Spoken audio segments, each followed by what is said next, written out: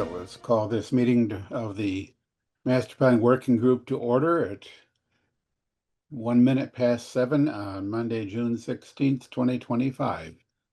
I'll begin with a roll call. Bob Carroll, Yeah, Bob Carroll's here. Victoria Duckworth, Present. Lindsay Fox, Anne Marie Foley. Here. Could you maybe change your name from Fiona to Anne Marie?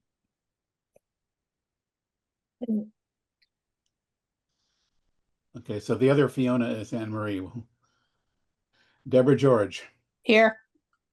Brian Houle, Here. Chantel Kimball, Here. Essex Petrie. David Robbins is here. Sue Robbins. Here. Colleen Roy. And I saw Lindsay Fox join. Lindsay? Hi, yes, here. Excellent. So at the moment, we have 9 of our 11 members present. That constitutes a quorum. So let us move forward into the business of the evening. The first discussion item being the public comment review of the draft plan and implementation matrix. So we officially concluded the public comment period last Thursday at the end of the day. Sarah and company, I presume, have collected all those comments, and I now see in the comment matrix on the Dropbox a new tab with public comments in it, and I'm assuming I think I downloaded that earlier today. Presumably that is a complete list of everything that was received. Yes. And so, let's start by sort of, explaining what we've got there and what the working group is being asked to do with those comments. Yeah, absolutely. Thank you, Dave. Hi, everybody. I want to congratulate everybody on a very successful public comment period. I think Fiona and planning team went above and beyond to make this far-reaching, which is fantastic. We received 63 comments through the form and 1 over email. So 64 public comments, and then also in this a specific tab, public comments, are committee comments that didn't make it before the last deadline. So it's comments that this committee hasn't seen yet. And that is another 40 or so, or another 60. So to make this go a little bit faster, we organized them by the type of comment and also gave some context through a CMRPC response. So we don't have to go through all 122 tonight. We can, of course, but some of them are just typos or text edits for clarity. So those, and if you have it open, and I'll open it too when we go through it. In column D, greens are either typos or small changes, and those are, I feel fine changing that without talking to the committee about it. Yellows are things that I think could go either way, that I'd love to get the committee's feedback on tonight. So those are requests for minor changes in narrative that might change or alter the action item a little bit that we had decided on, or requests for additional content that's not in the master plan as it stands. And then reds are pretty major changes. So request for major change in recommendation, request for kind of a shift in what we had decided the plan was going to say previously. So that gives you a sense of kind of the weight of each comment. And then in CMRPC response, we also used a different color code with the same colors. That's why we're going to go through them tonight. But greens are, yes, we feel good changing that. That's like very similar to the greens in column D, small things. Yellows are, let's talk about it tonight as a group. And reds are, CMRPC recommends that nothing changes in the plan based on that comment. So of course, that's up to the committee, but to kind of narrow them down for you, we put some in red, and I'm happy to go over the explanations for the red tonight if this committee would like. Most of them are, because public comments are usually people who have no experience with the master plan or were not here on this process. There's just some miscommunications along the way, is what most of the reds are. So things that aren't usually put in a master plan or things that are kind of against the direction that we're going. So what we could do today is start with the yellows, or I'm also happy to go through all of them, some of them, or if everyone's familiar with the sheet, we can go with ones that you have questions on. I'm happy to take direction from the committee, and I can share my screen as well. Yeah, let me just note for the record that working group member Colleen Roy has joined us on Zoom. Welcome. Also, as a note of interest, if you will, counting the different types of comments, just those that were labeled typo and text edit for clarity together constitute 71 of the total comments, which is about 60% of the total. And those, I think, without exception, those are the ones that are generally labeled, or most of them are green in the CMRPC response. And I for all those, I think without, let me just check my notes here real quick. I think without exception, those where the CMRPC response was labeled green, I saw no reason to talk about those tonight. So we can start with the yellows. I will share. Yeah, let's do the yellow, Sarah, and then yeah, and then as we kind of go through, we'll probably be touching on the reds as well. So Sure. Yeah. Okay. First yellow was a pretty minor change. We're talking about the introduction. There is, and this was on here twice, so you'll see it's also above, and we said this below, and that's so you could count how many changes are made. So if a typo or a suggestion was duplicated on this, the second one is in red or like no change, just so you could see how many changes are happening to the final document. So there's a lot of overlap. We had Essek do a really great read of the typos, and then some people caught them as well. But this one is on Grafton being a member of the Central Massachusetts Regional Public Health Alliance. That was in the text, and that is now to be disbanded. Since two people said this, and I've heard whisper, that is correct, I believe. So this recommendation is to take that specific name out of the introduction as an example of where Grafton does regionalization well, and instead focus on emergency response and mutual aid. So we tried to make it pretty straightforward so you could see if we approve it with changes, what the change will exactly be. So this would be Grafton routinely partners with neighboring municipalities to deliver low cost-effective services. That's the same from the original draft, including emergency response, mutual aid, and the capital improvement plan to address infrastructure, facilities, and service needs.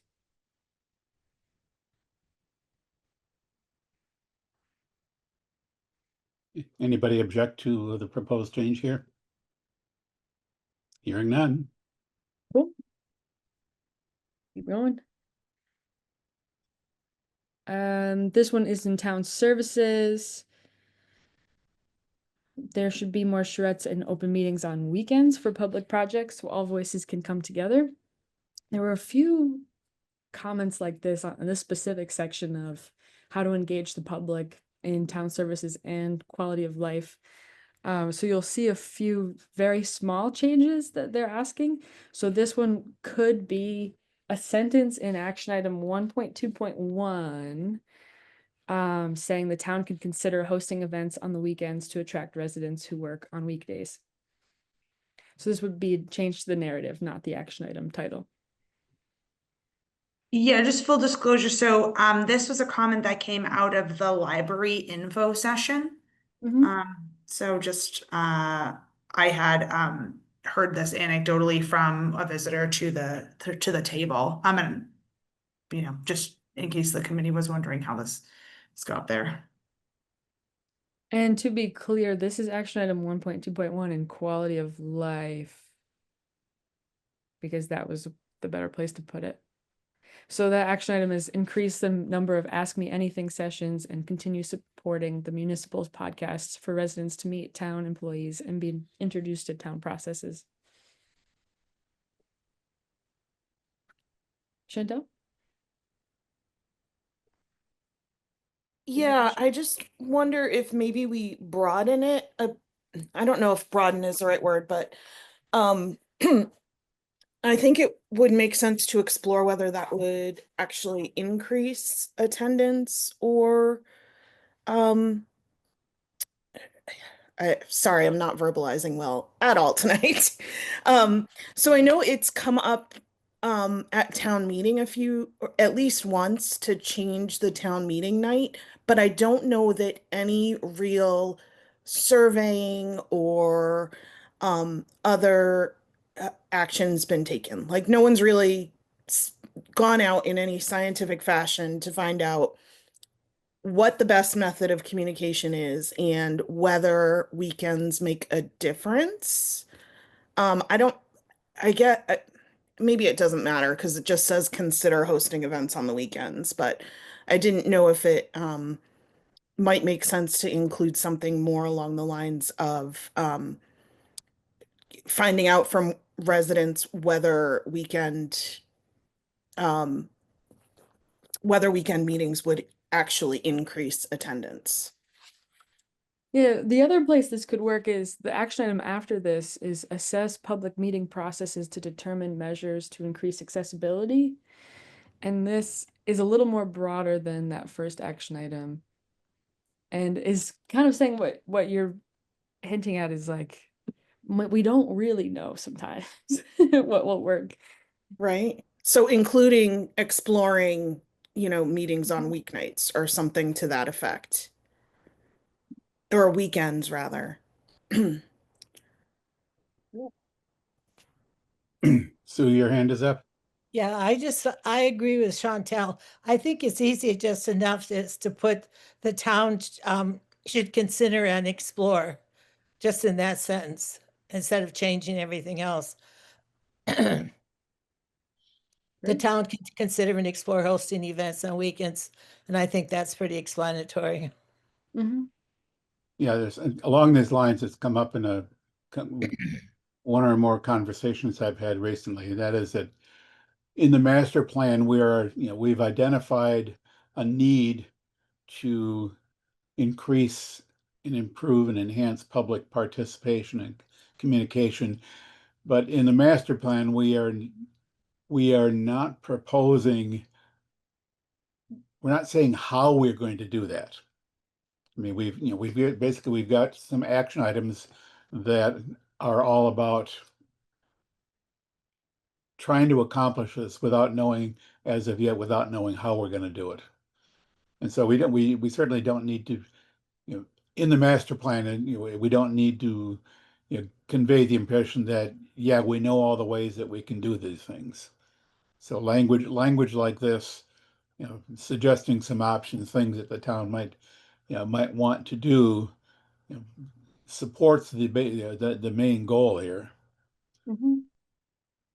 And I Yeah. think that's sufficient. If we try to get too specific in the master plan, we end up spending a lot of time talking about details, and really we need to dedicate some effort outside of the master plan itself to working out how we're going to get all this done. Great. So So this everybody good with the suggested wording here? Hearing no objection. Okay, next one is transportation. These do bob around. I'm sorry about that. But this one's transportation. The comment is to add paving and installation of water sewer lines to be coordinated with well, road paving and installation of water sewer lines to be coordinated. So this seemed to make the most sense on page 73 of transportation. That's action item 1.2.2, repair and maintain roads to increase miles of pavement in good condition. What we could potentially add is a sentence of, related services, including water, sewer, stormwater, and electric upgrades can be coordinated during repaving when appropriate. I like it. Cool. Without objection? I like that one. Oh, that was good. Town service, back to town services. Water service must be improved and old lines replaced to prevent sedimentation and browning. We thought this could add in the key finding, because that is where we talk about how density might impact the need for bigger pipes to handle increased demand. So that kind of implied that only some pipes would need to be replaced. So we thought this would be a good place to say all water pipes will eventually need to be replaced. And used that language from the comment.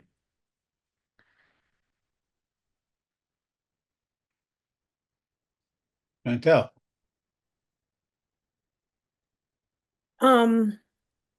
So that is not the reason for the sedimentation and browning. Right. So I hesitate for the master plan to go into this much detail about the water district, since people already confuse Grafton, and think that the town of Grafton is in charge of the water district, when that really might be part of the water district's action plan. So we might be able to say something about improving, I don't know if we can even improve coordination or communication with the water department, because it's already a part of the zoning approval process. But the sedimentation and browning isn't directly related to the age of the lines or the demands of the service. It's one particular well that has a higher amount of sediment, and that combined with the requirement to add more chlorine to the water meant that more of that brown sediment was falling out of solution. So I hesitate to build that into this. Just because it is a completely separate problem, and it's tangentially related to growth and increased usage, because that well can be out of service except when we have peak usage. And there is already a plan for an additional treatment facility. So I don't know what we already have in here about partnering with the water department, but replacing pipes and that kind of a thing is not something that we have sufficient control over, that I'd be really comfortable putting that in here.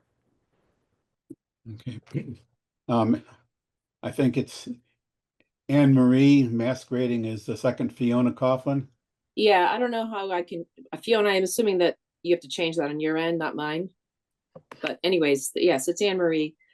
So I'm just looking at the CMRP's response here, and I feel comfortable with the beginning part of it, and perhaps larger pipes may be necessary to handle the increased demand as opposed to will be, and then perhaps delete that last, all water pipes will need to eventual replacement, which may in fact be true, but to Chantel's point, maybe not.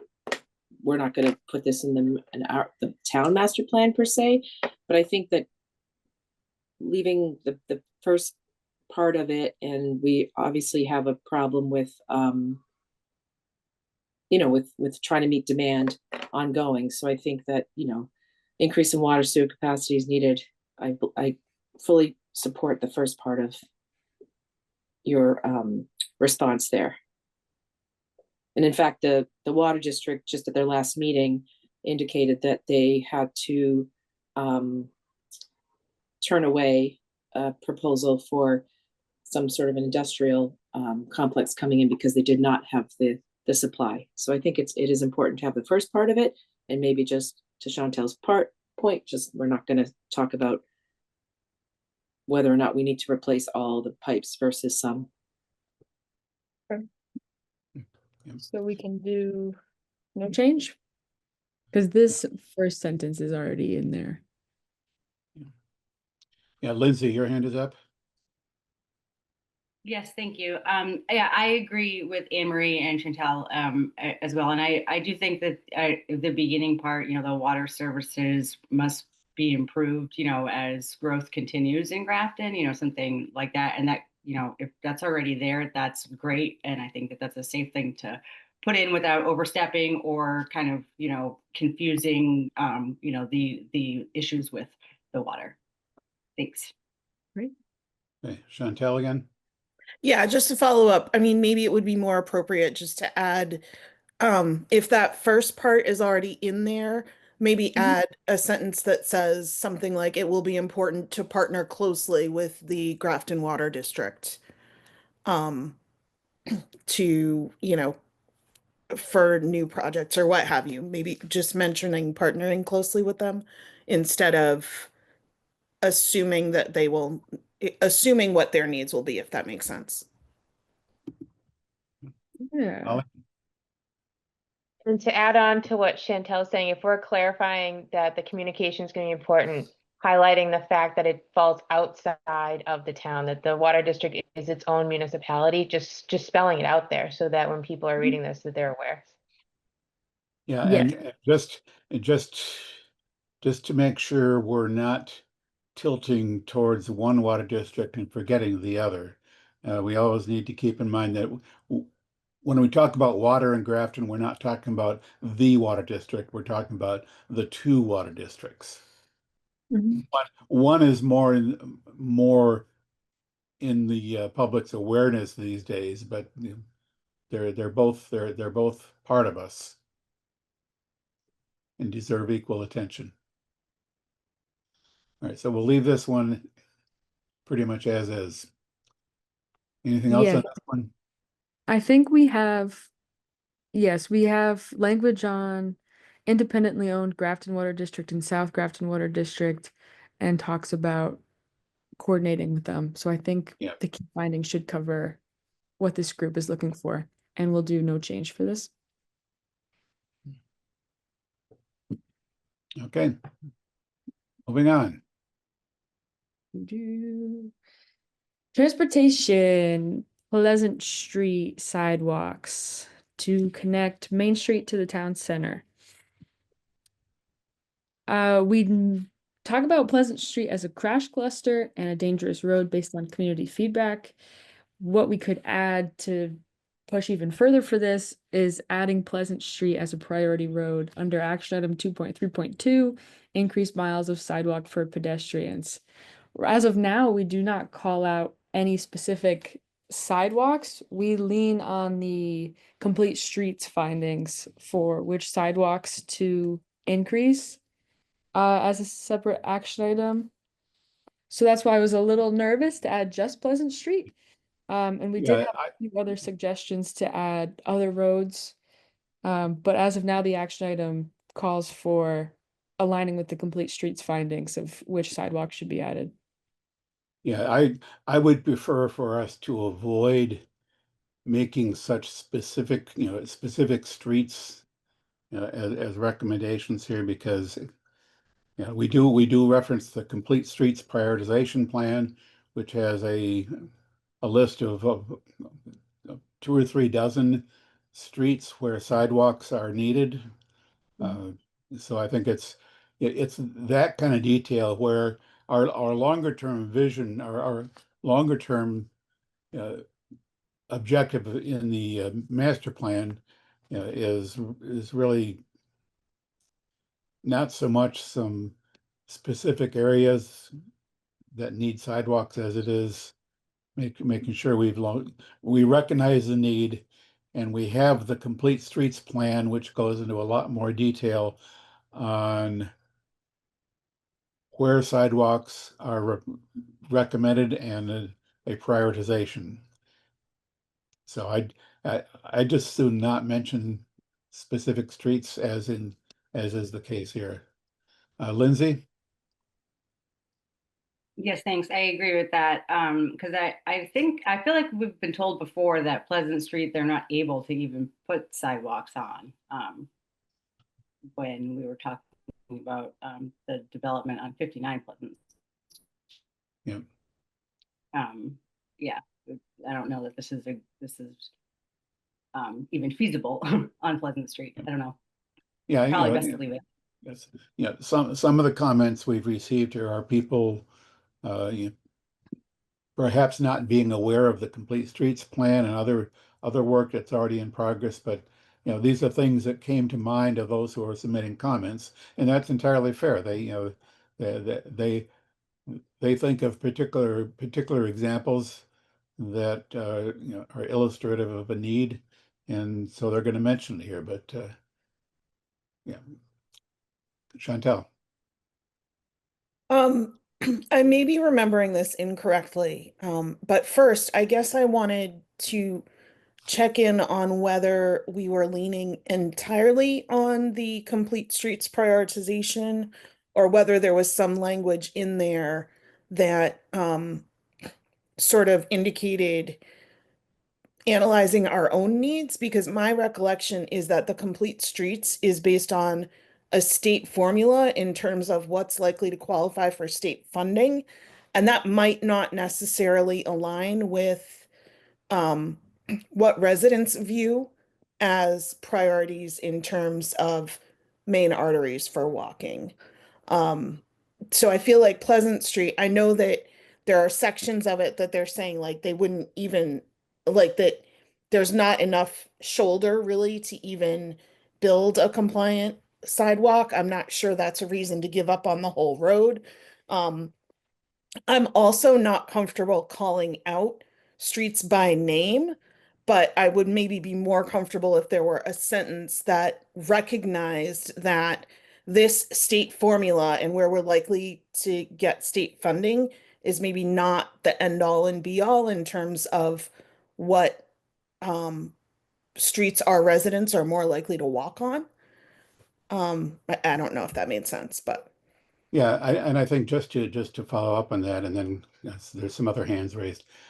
But a follow-up thought I have is that we in a few places in the master plan discuss some general principles or suggestions for where sidewalks might be needed. We have some wording about filling in gaps in the sidewalk network. We have some wording about enhancing pedestrian the ability of pedestrians to to go where they want to go.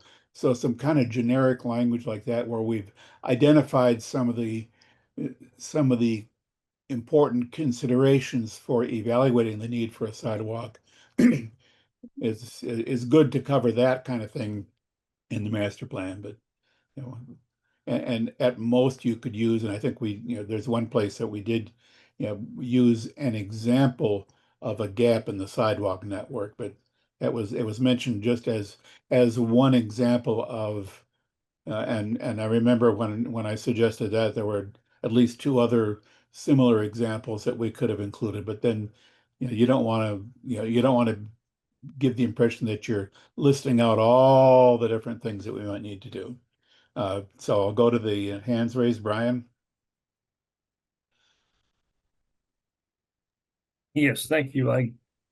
One of the ones that didn't know anything about the Complete Streets plan. No idea what that is. But Chantel gave a good explanation, and I liked the add-on in terms of the residents will know some probably a little bit more versus what the state would fund, let's say. Is it always important to look to the state for funding when it's a critical area, of your town that you think is important and the state doesn't think it's important? I like to point out Carroll Road because to me, it's a very busy street. And, you know, there's a high school and a junior high school right within, you know, a few feet of Carroll Road. And we have nothing on that road. So to me, there's a lot of homes on this road, a lot of kids, you know, that go to school, you know, the size homes and everything, they're starter homes that they go to school to these locations. But to your point, David, you know, I understand you can't put everything into the master plan. But we also filled out a map, as I recall, at one of the sessions that we went to, where we had to put pins in. He said, okay, where do you think you need sidewalks? And I specifically remember that.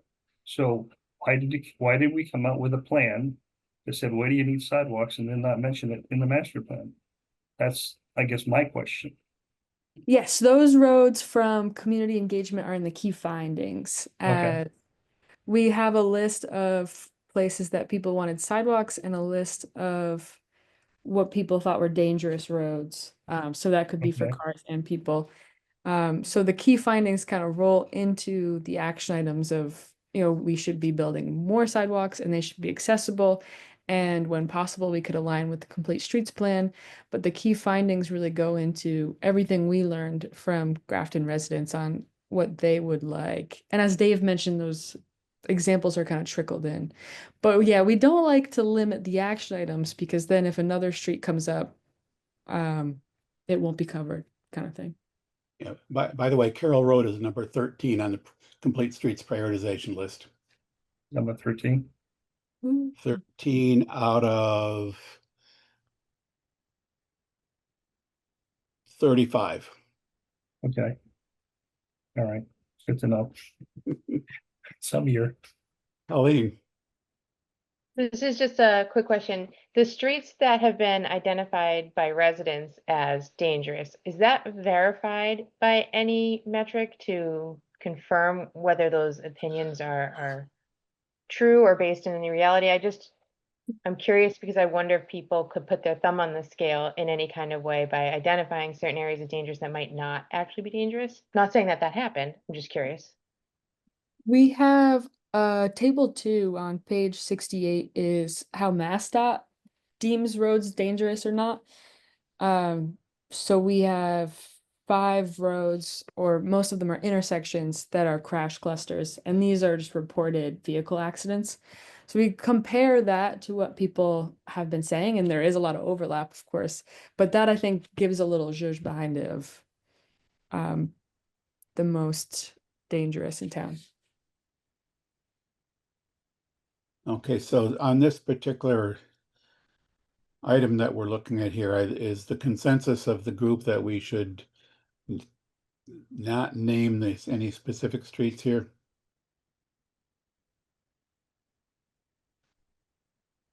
Yes. Hearing no objection. Fiona, your hand is up. Yeah, just, you know, the complete streets prioritization plan that we have most likely lists all of these local roads that people are concerned about anyway. So just a nod to that, maybe, if that's easier. Yeah, because I do know that, yeah, calling out individual streets, it can also give off that you know, one's being prioritized over the other, and that could get a bit hairy depending on, you know, because everyone obviously thinks their individual street is important, and they are.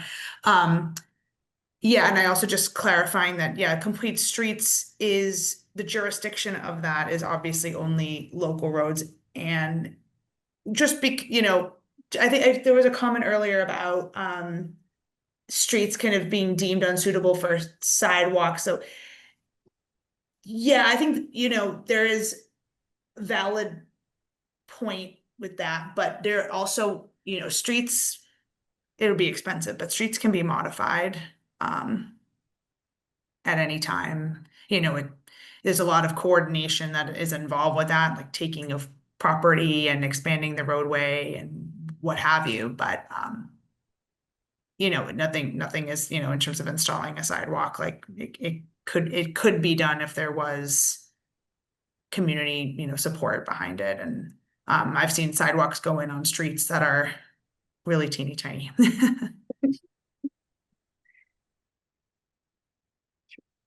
All right, anything else on this one? If not, let's move to the next one. Parking around the common. Yes, this is a request for a major change in recommendations. And this comment, to summarize it, is saying this person disagrees that there is a parking issue around the common and is fearful that creating more parking lots would get out of hand. So this I leave up to the committee and say if you do wish to move into this direction, there are two places that we could take out. Look for additional parking around the common on page 38 and page 46. But both of these are not necessarily action items. They're just listed into bullet points of recommendations for the area.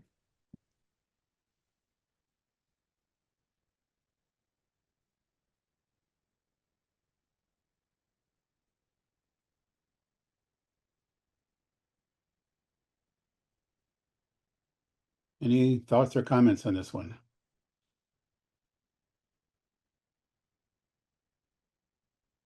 Anne Marie.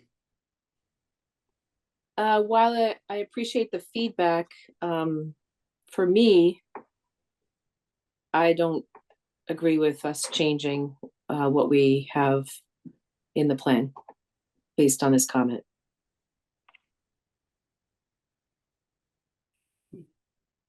Yeah, I'm inclined to leave the plan as is on this one. Any disagreement, Chantel? Yeah, the only statement that seems like the 38, 43, and most of 46 are pretty general. And I know that businesses around the common have said they feel like there's not enough parking. The only one that seemed a little bit even specific was the sentence in 46 that says this includes the provision of adequate parking. That was the only one that maybe I would be in favor of taking out, but otherwise everything else seems mild enough that it doesn't really even conflict with what this resident is saying about adequate parking.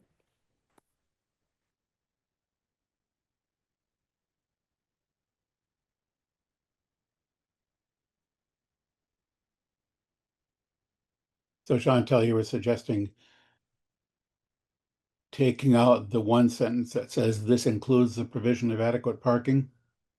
Yep, so either no change at all or just taking out that one sentence would be my only recommendation. Anybody else have any thoughts on that? Colleen? My only question, is this a yellow or a red?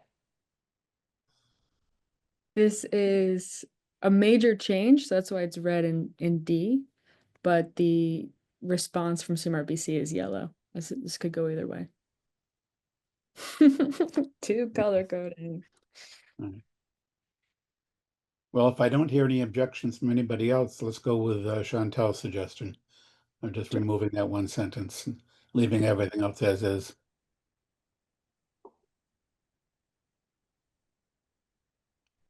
I think Anne Marie has her hand up. She might have an objection, Yeah, which is fine.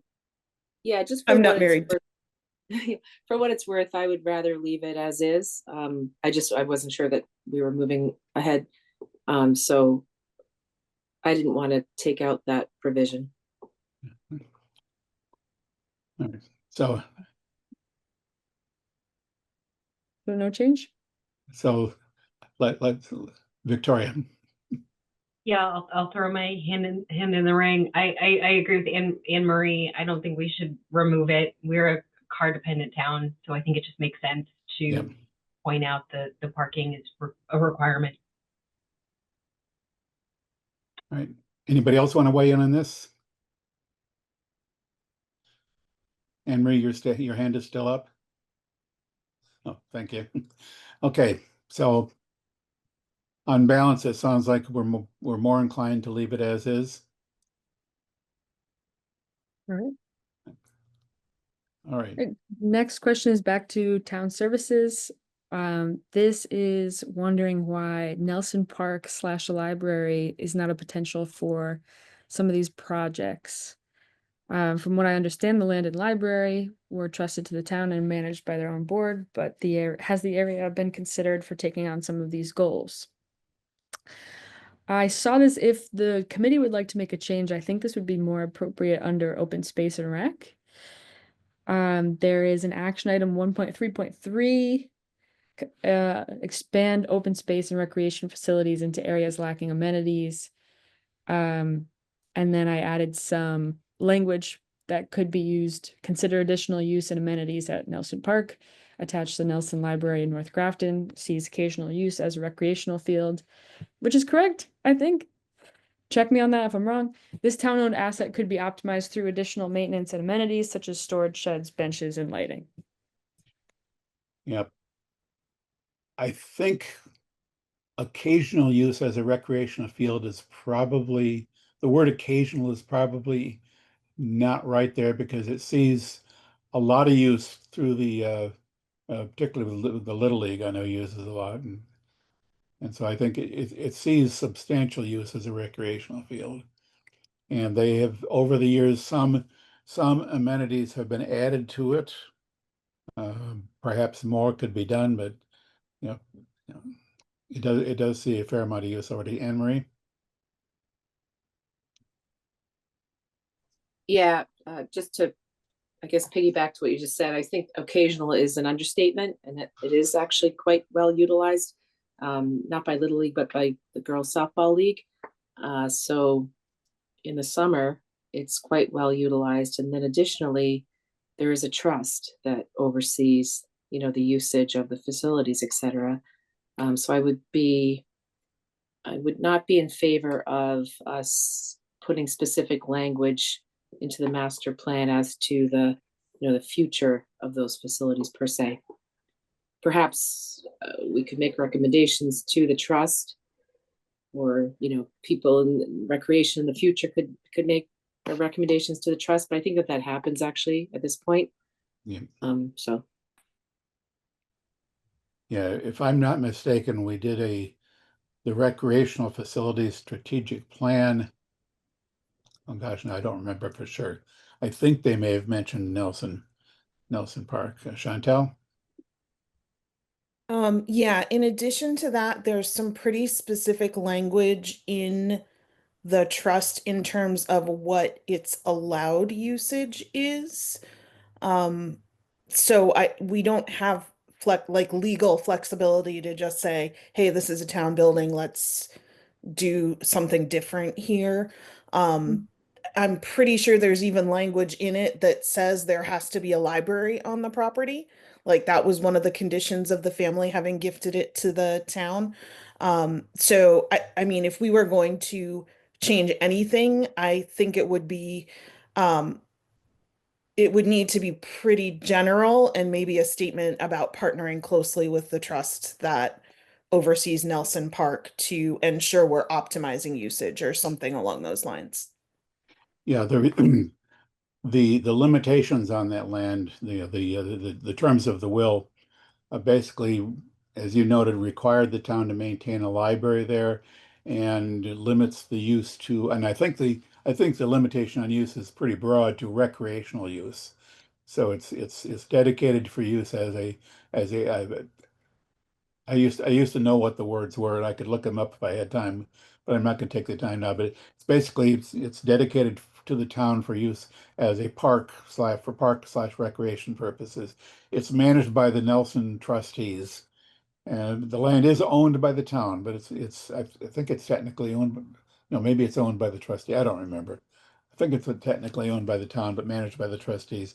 But in any case, to explore additional opportunities for the use of this area, the town would be working with the Nelson trustees to explore possible future enhancements.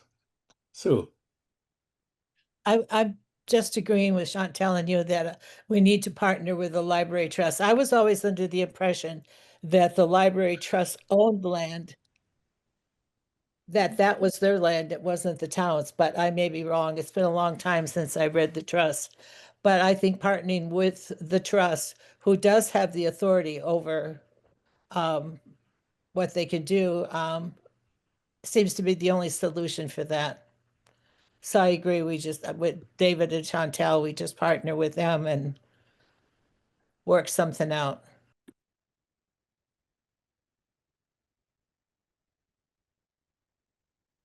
How do we like this language in column F? Consider partnering with the Nelson Trust. Is that the official name? It's not Nelson Park Trust. It's just Trust. Let me see. To optimize use and amenities at the existing recreational field. Sounds good to me.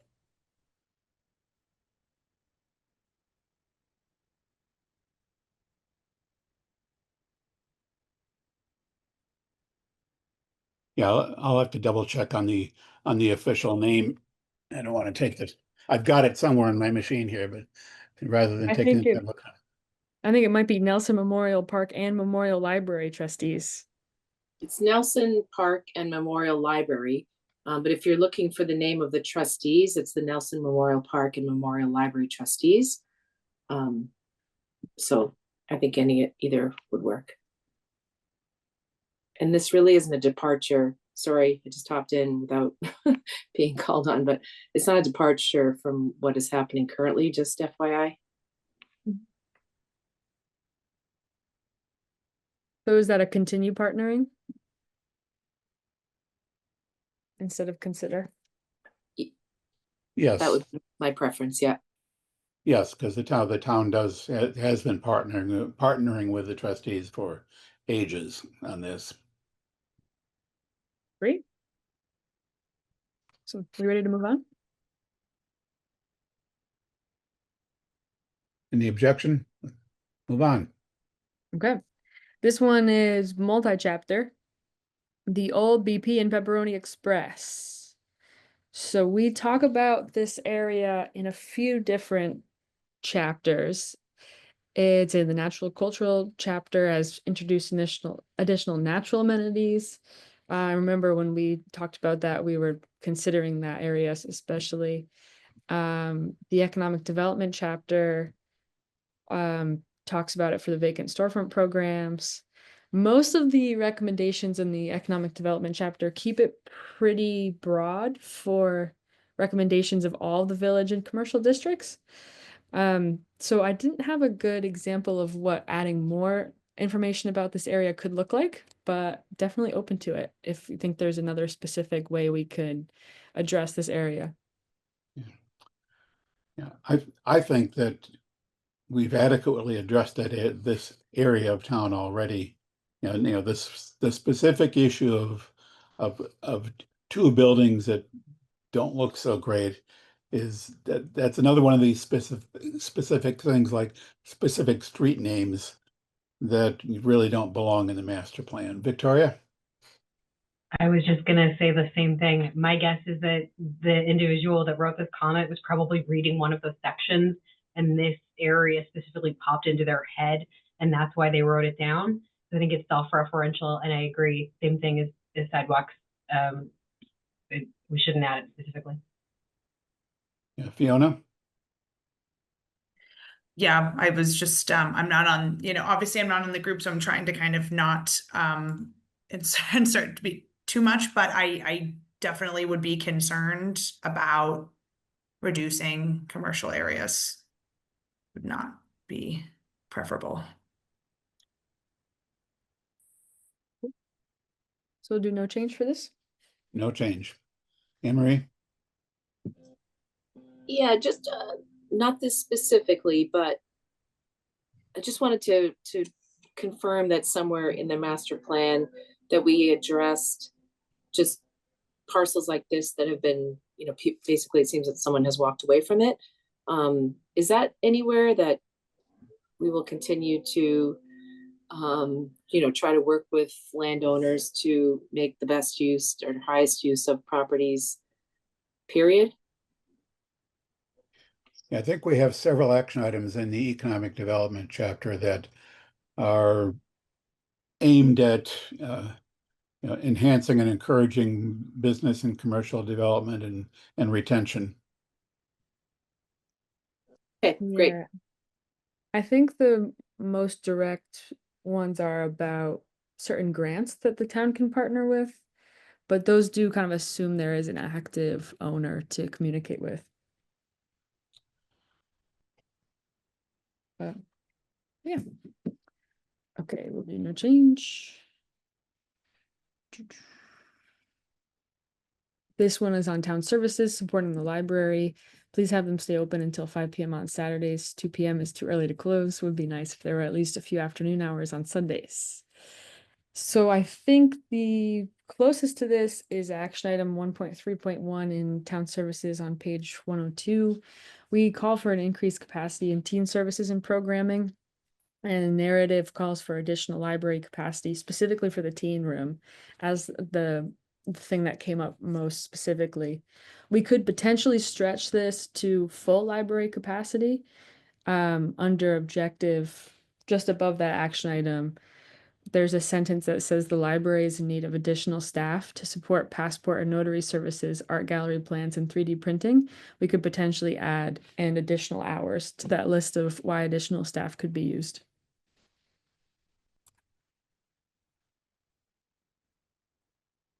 Chantal?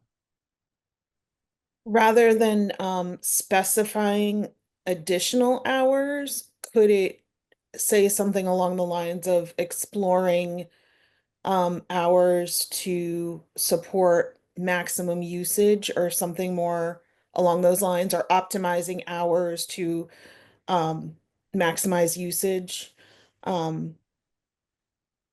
Something vague, like, again, not necessarily committing to an increase in hours, right? But maybe being open shorter hours on a day that nobody goes would allow them to open for 4 hours on Sundays, kind of thing.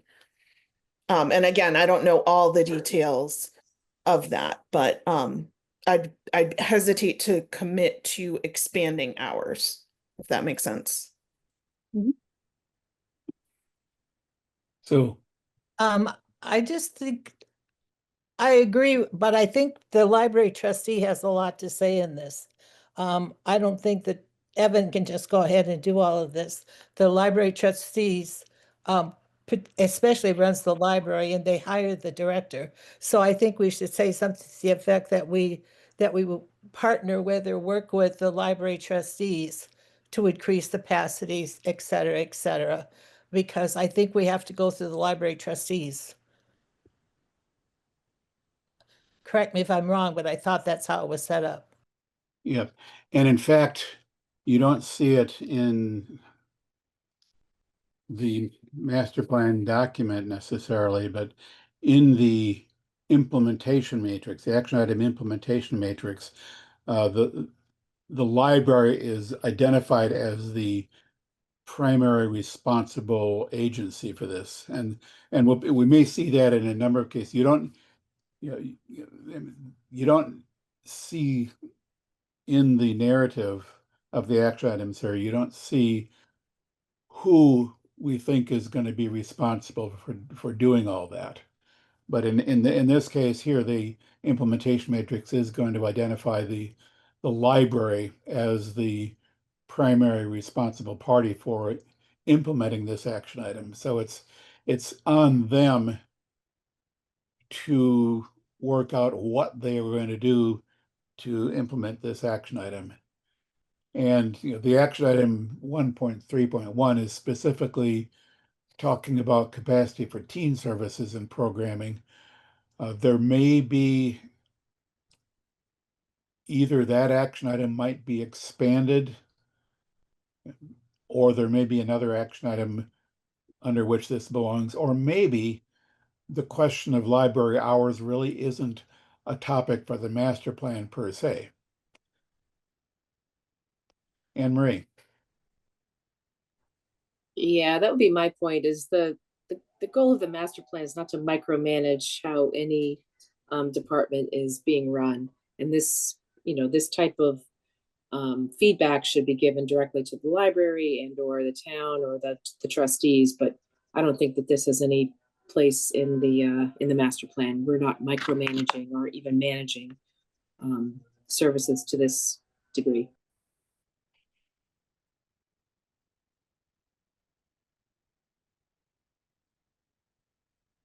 Any other thoughts?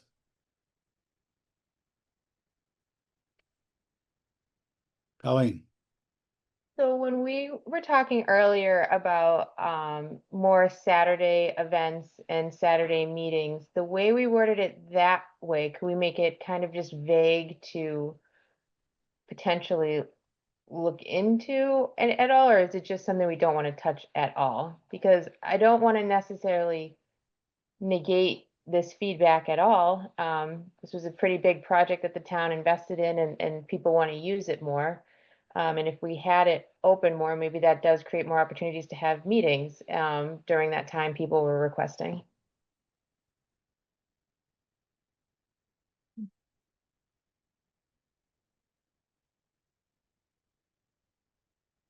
Chantel?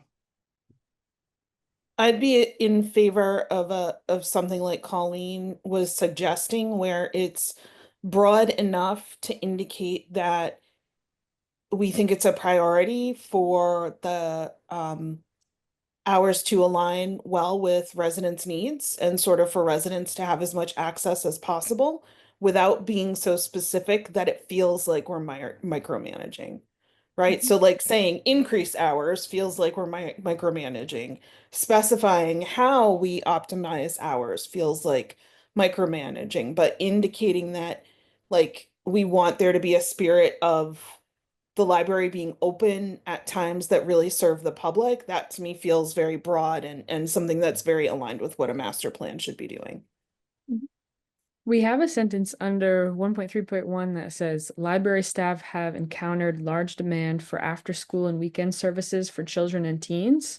And that angle could be where we're helpful of, we've heard people say this. And people want to go to the library on the weekends. So we could stretch that to, I mean, if this committee thinks there is a demand for longer weekend hours, just from your anecdotal evidence of living in town, we could stretch that sentence to a demand for weekend services for the full library. Okay. Victoria? I think that's reasonable. I also think that the suggestion in kind of after this conversation we've had, the suggestion that you've already outlined makes a lot of sense, right? To just add the libraries need of additional staff to support passport notary services, our gallery plans to redo printing, and expanding hours based on community need and feedback.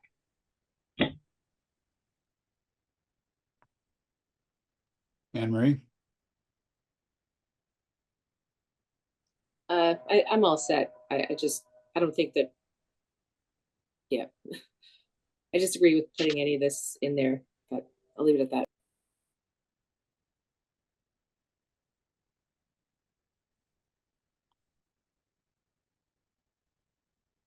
Any other thoughts on this?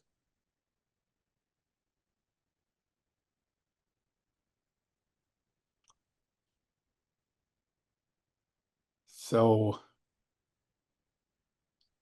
this is the suggestion to add expanding hours based on community feedback. Is that the narrative under objective 1.3 that's going to be added to? Or suggested to be added to? Chantel? It's maybe super picky, but could we use a word like optimizing hours based on community feedback rather than necessarily expanding? Does that work for everybody? If someone has a different word, that obviously it's fine. I don't like boxing into increase or decrease or being that specific. Thanks. Anne Marie? If that's how we go, then perhaps we need to add pending staffing, because of course the issue is we haven't been able to expand or accommodate increased hours because of staffing. Yeah, it would go at the end of this sentence. The library is in need of additional staff. Yeah, that right, that connects to the staffing. Okay. Anything else, Anne Marie? Anything else from anybody on this? All right. Next one is, I believe, best in quality of life. Virtual town meetings are preferred and increased accessibility. Where this would fit the best is action item 1.2.2 on page 225. Again, that assess public meeting processes to determine measures to increase accessibility. Could add, we have a sentence, this could include simplifying language, offering explanations, and providing materials in advance for better understanding. Could throw something in about virtual meetings to that sentence if this committee would like to add that. Yeah, the thing that bothers me about this one is that the comment seems to be referring to the annual town meeting. And I've heard this any number of times over the last few years. Problem is, by law, we cannot conduct our town meetings virtually. If we had a representative town meeting form of government, yes, we could do that. But open town meetings, it is currently not possible to conduct them virtually by law. Other meetings, if you're thinking of practically any other meeting, a board or a committee meeting, we do a lot of those virtually already on Zoom. But I think my impression is that this comment is specifically referring to the annual town meeting. And much as we might like to run those virtually, we can't even contemplate that. So to me, this comment, we don't change the plan in response to this comment. Any other thoughts on that?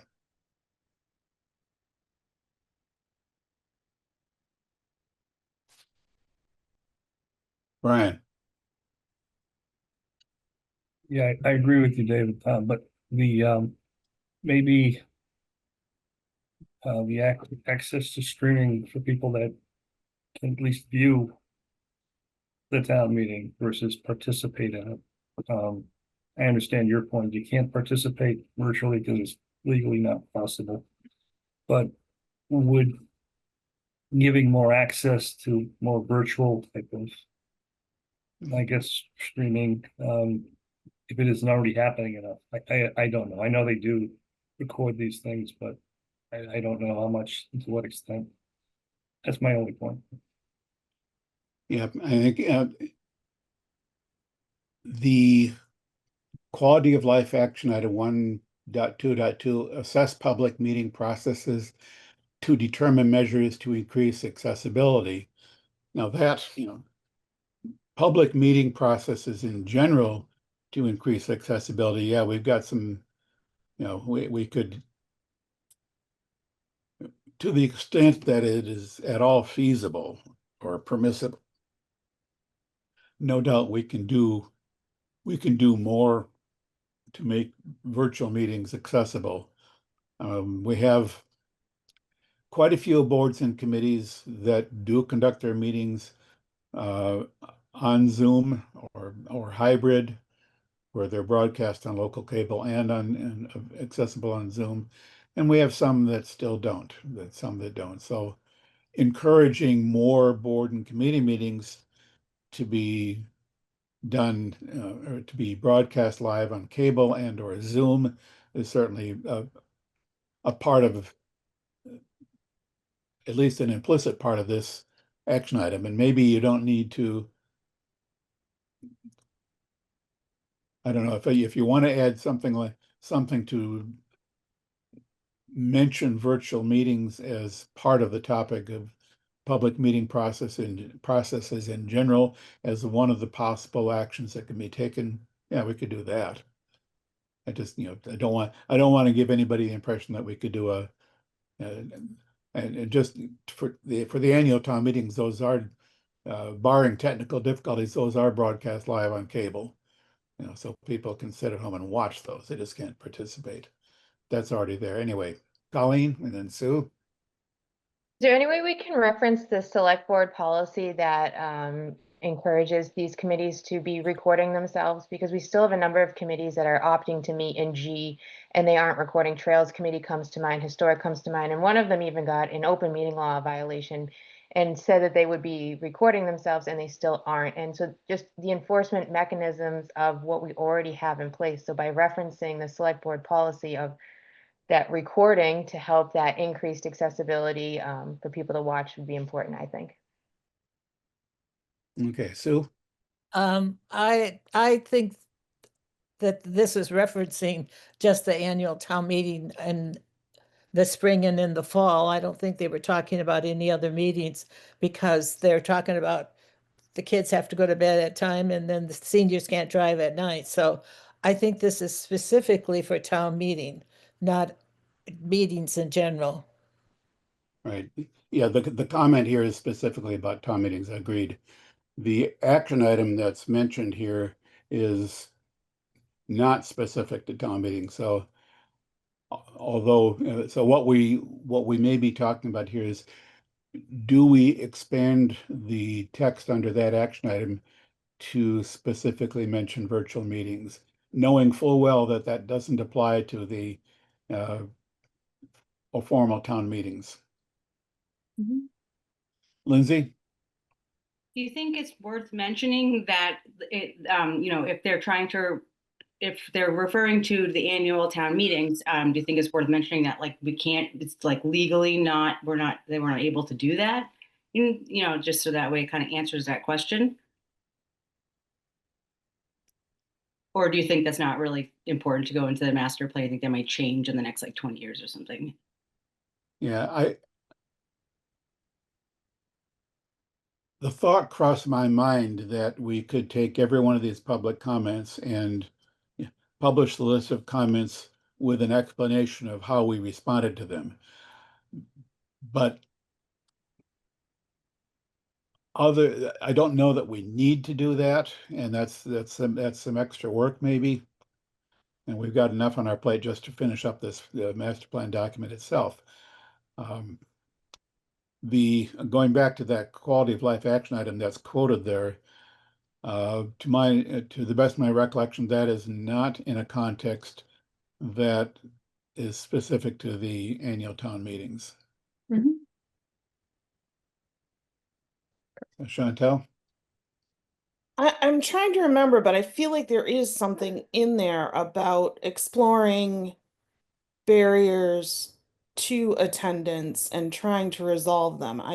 Maybe I'm imagining it, but I thought we kind of had a conversation about this and that was in there somewhere. Because on the one hand, I get that they're asking about virtual town meeting, but they are discussing two other barriers to attendance, and that does seem to be one of our goals. For me, I'm more comfortable keeping it exploring because I feel like whenever free childcare has been offered, it hasn't been well attended. But again, the lateness of the hour is a big reason I think that people don't want necessarily to have their kids in childcare. But I feel like I'm also not sensing that, I don't know. I feel like to me, more exploration needs to happen to really understand whether this is a barrier or a problem that people actually want solved, or if people just, God, I don't want to sound awful, but or if it's more just people wouldn't go anyway, even if it was on a Saturday or earlier or all of these things. I think the other action item you're referencing is 2.1.2, assess current barriers to volunteerism and make appropriate changes. Very similar to this meeting accessibility. And we go into similar ADA compatibility of meetings, interpretation services, inclusive language, stipends, reduce the length of meetings, sorry everybody, and term limits. So that's a very similar that we could also add more of what was Colleen was saying of having them in person and virtual, that could be a more appropriate spot for this comment, knowing that they might be talking about annual town meeting, but it's a point well taken for all public meetings that we could incorporate.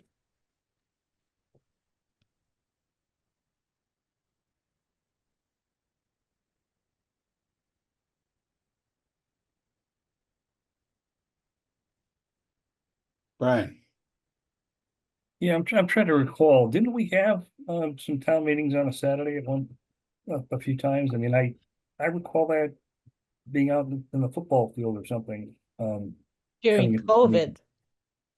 yeah, Was we that- did. That was COVID, yeah. Okay, that's what it was. Yes. Okay. Yeah, so it was on a Saturday, right? So, I mean, I don't know. That seemed to get pretty well attended, but that's only one or two instances. So I don't know if this is what you're looking for, but I'm just kind of throwing that out there. Maybe people can make comments on that and discuss it. Colleen? Since COVID, a lot of communities did adopt going to Saturdays. Grafton tried and it didn't pass at town meeting. We could always try again, but I don't know if that's necessary for the master plan to figure out right now. Just wanted to let Brian know. Yeah, I think it's sufficient for the master plan to talk about assessing, quoting again, assessing public meeting processes to determine measures to increase accessibility. So we've got a goal here and an action item, which is to, let's go try to figure out what we can do to increase accessibility, to increase participation. But we don't know in the master plan, we don't know what might work. So what we are saying in the master plan is let's look at this and try to figure out ways to make it work. But we don't know when we're writing the master plan. We don't know what might work, but we know that the town needs to find ways to make things work better. Which all goes back to, do we actually need to change anything in the master plan? Specifically regarding this comment or the general topic of virtual meetings. Anne Marie? To that, I would say no.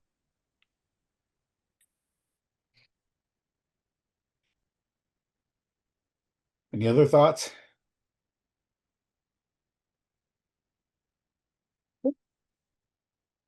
So hearing none, no objection, let's leave that one as is. Yeah, that's a great point, Dave, that a lot of these we might not find appropriate for the master plan, but they are really interesting if you all Yes. want to read them for other processes. I think they could help, especially with implementation. This one is introduction. This was about a sentence. The public schools are recognized for delivering high performance relative to funding. And this resident says that might be misleading due to budgetary troubles. My response was, if you read the text, it's very carefully worded. Of public schools are recognized for delivering high performance relative to funding. So this is the introduction, so we don't get too much into the budget. But I wanted to bring this to the committee if you think this sentence is inappropriate. I could give you a little bit of context about what it's around. It's in the community and quality of life paragraph. We talk about Grafton has high levels of volunteerism, civic engagement, sense of pride, public schools, history, architectural character. So that's the context of what this sentence is in. I am happy to take it out if it feels inappropriate. Anne Marie? I wholly disagree with this statement. I'm not sure who, again, referencing lack of leadership. Is that current leadership? Is it the school? Where is it? I just think that this is inappropriate to even consider for the master plan. Chantel?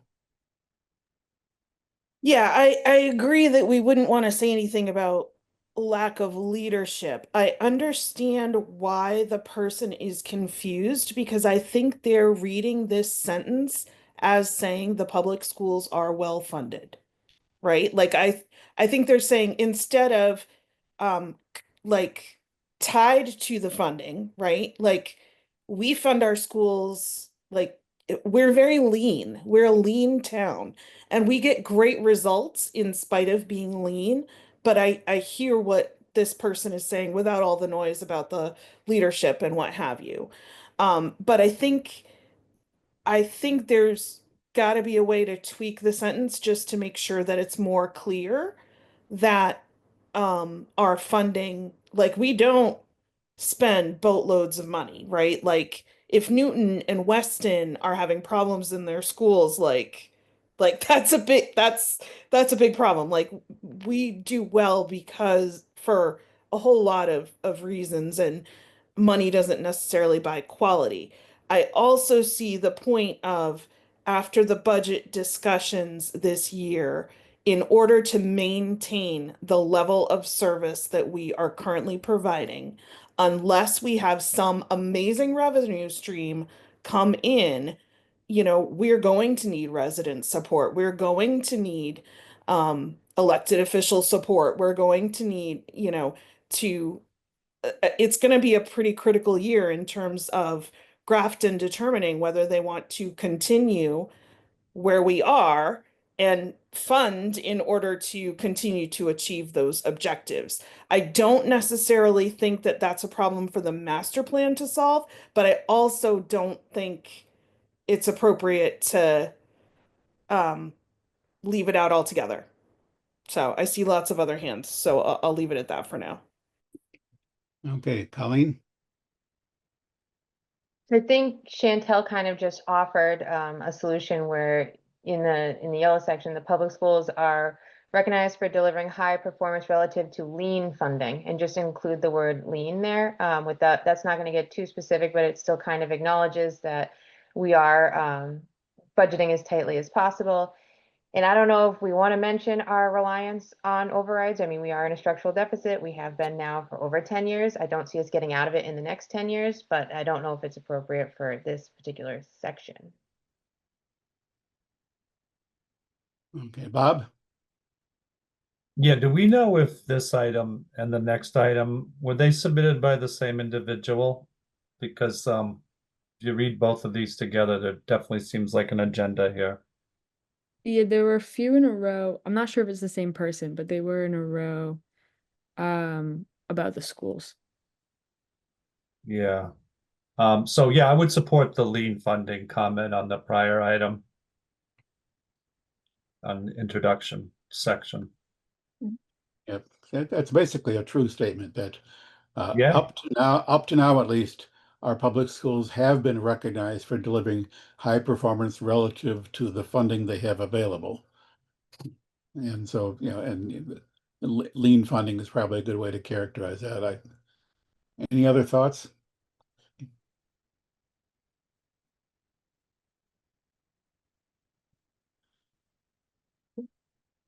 Okay, are we all good with just revising that sentence to add the word lean in there to characterize the level of funding?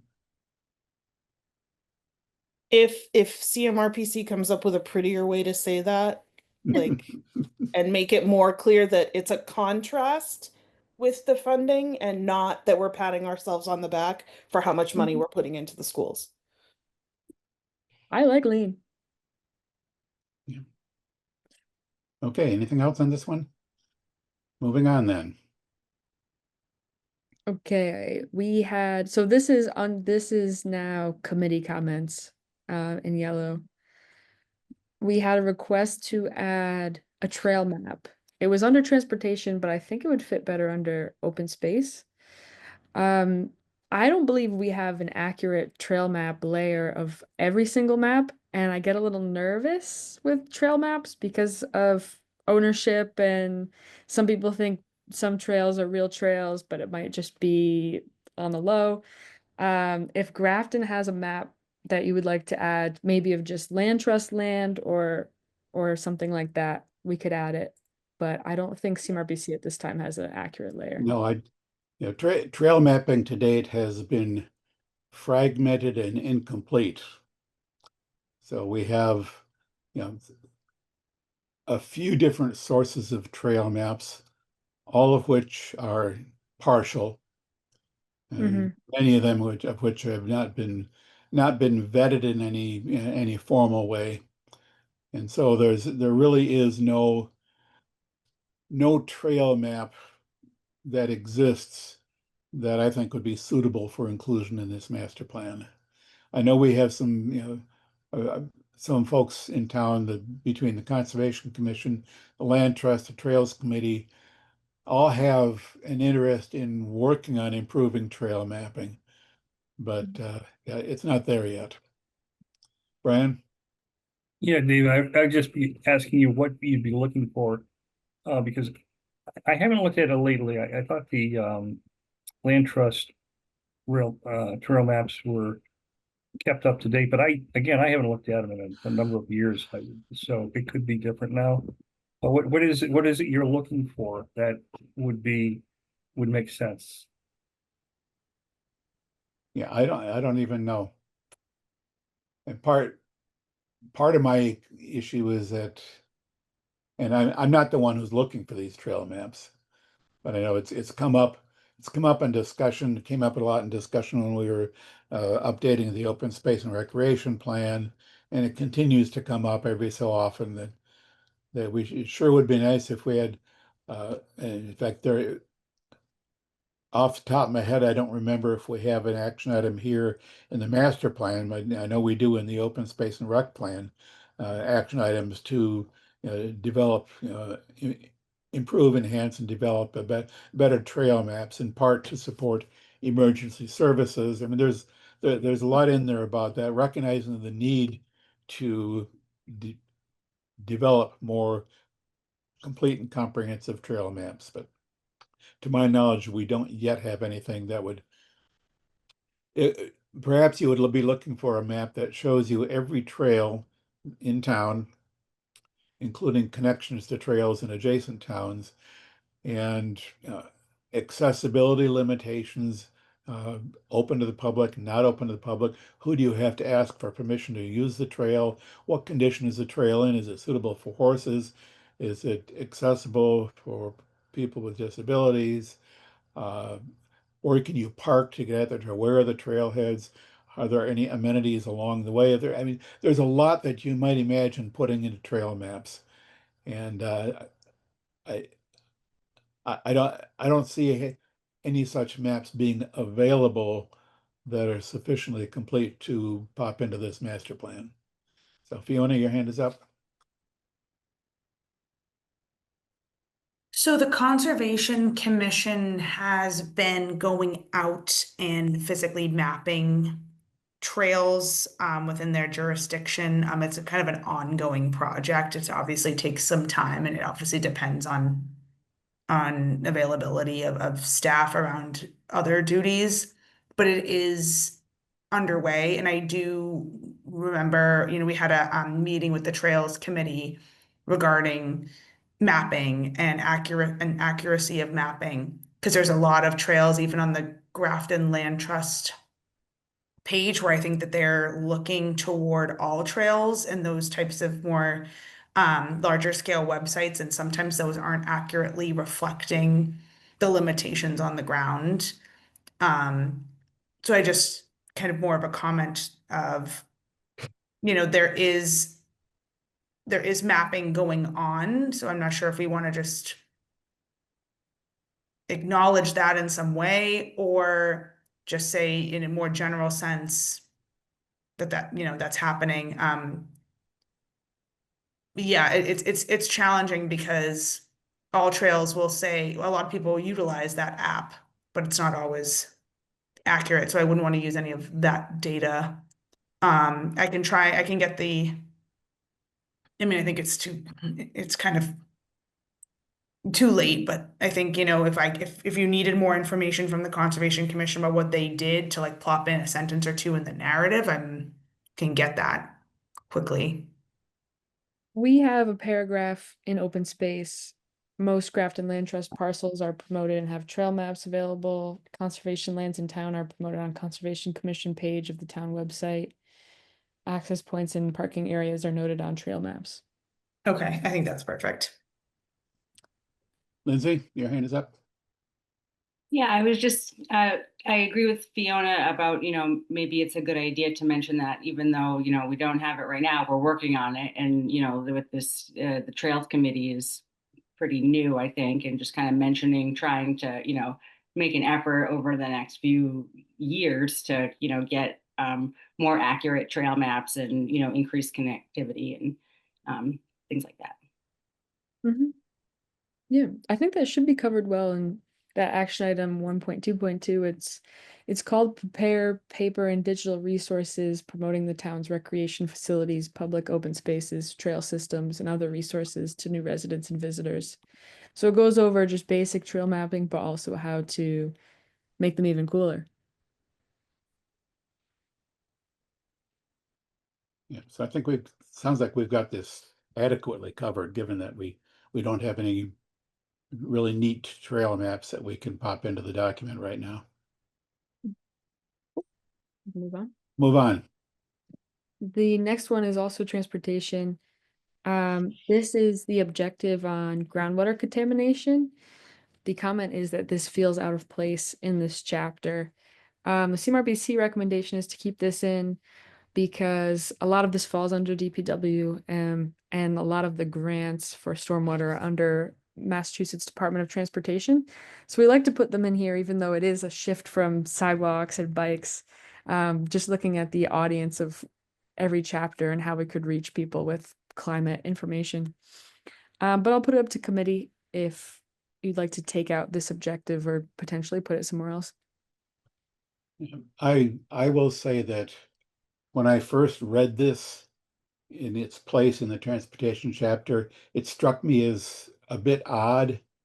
But then I realized that most of the stormwater management work occurs in and around the roadways. Mhm. So it is very closely connected with the transportation network. And as you point out, it is basically managed by the Department of Public Works, whose jurisdiction is the roadway network. So yeah, it didn't take me too much time to convince myself that although it might look out of place, it really isn't. Chantal?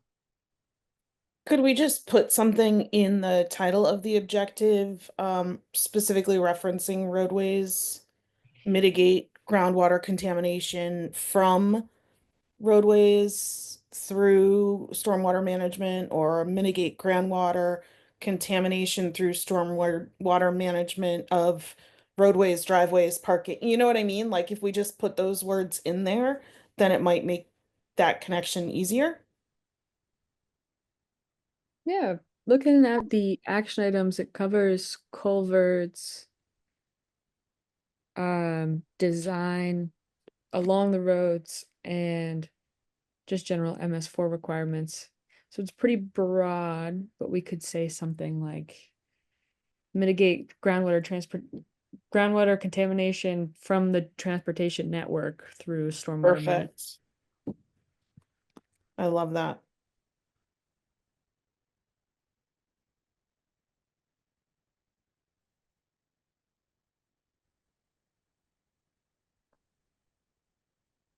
Yeah, because bridges are also in here.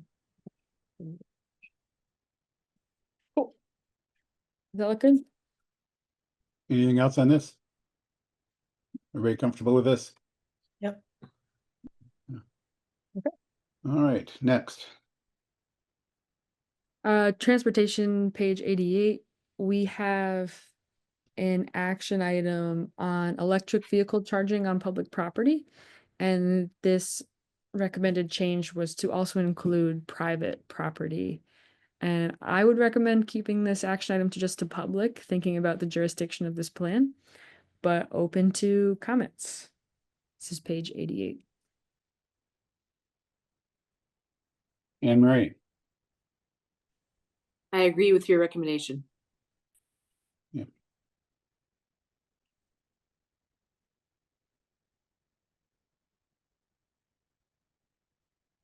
Brian.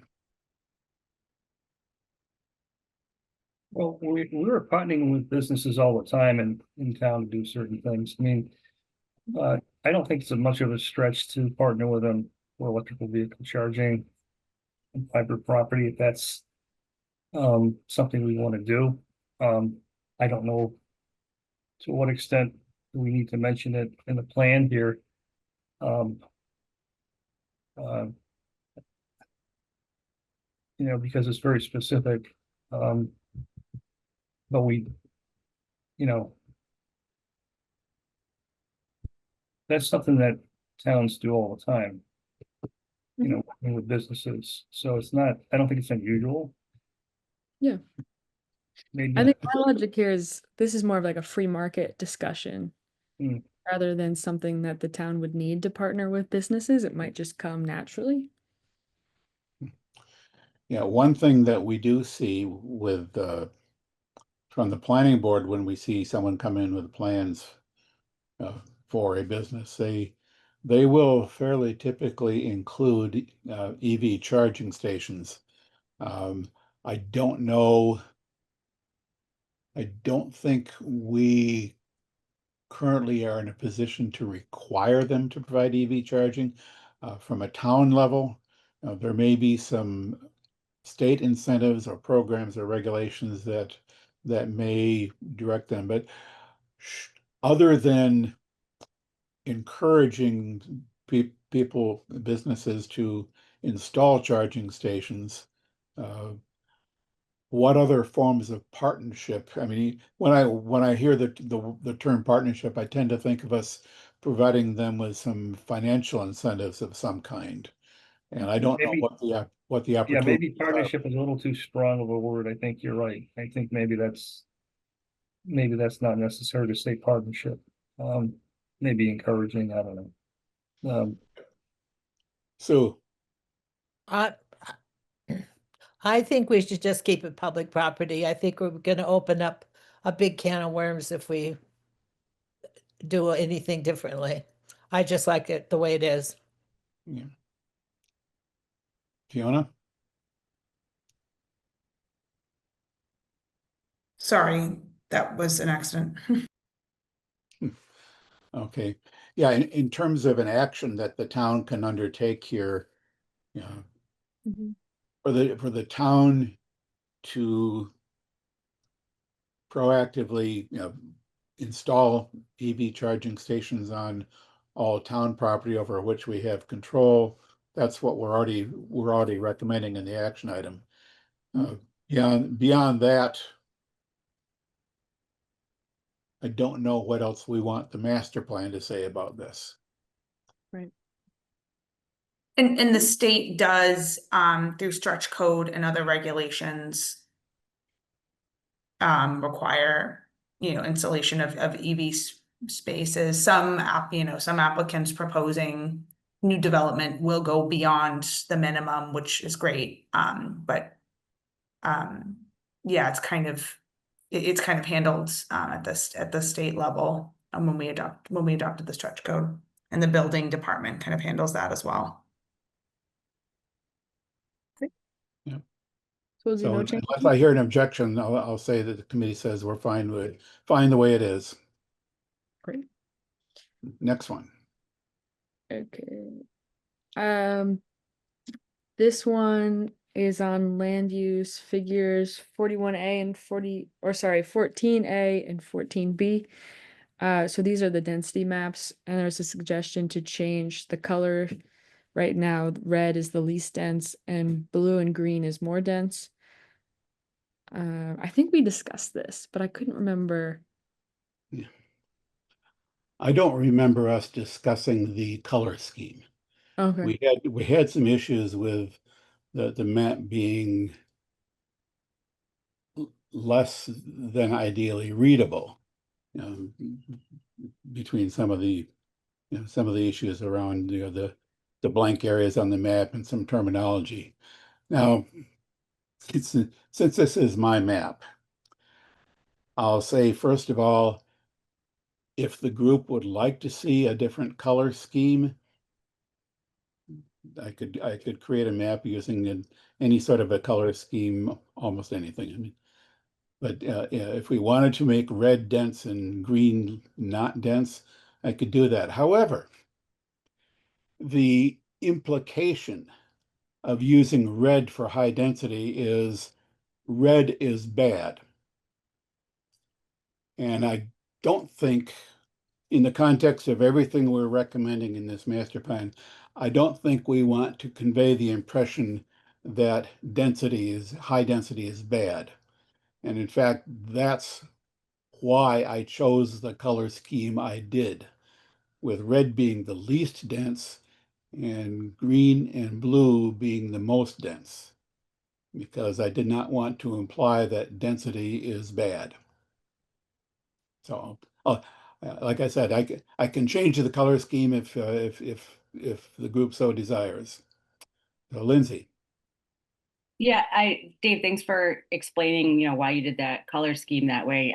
But I will say when I saw that image, it's like it makes it look like the whole area is like a hot spot because it's red. Like it's just kind of like this instinctual thing about it that does make it seem like we're very densely populated, only because of just thinking, I don't know, just natural tendencies, I guess, towards that. But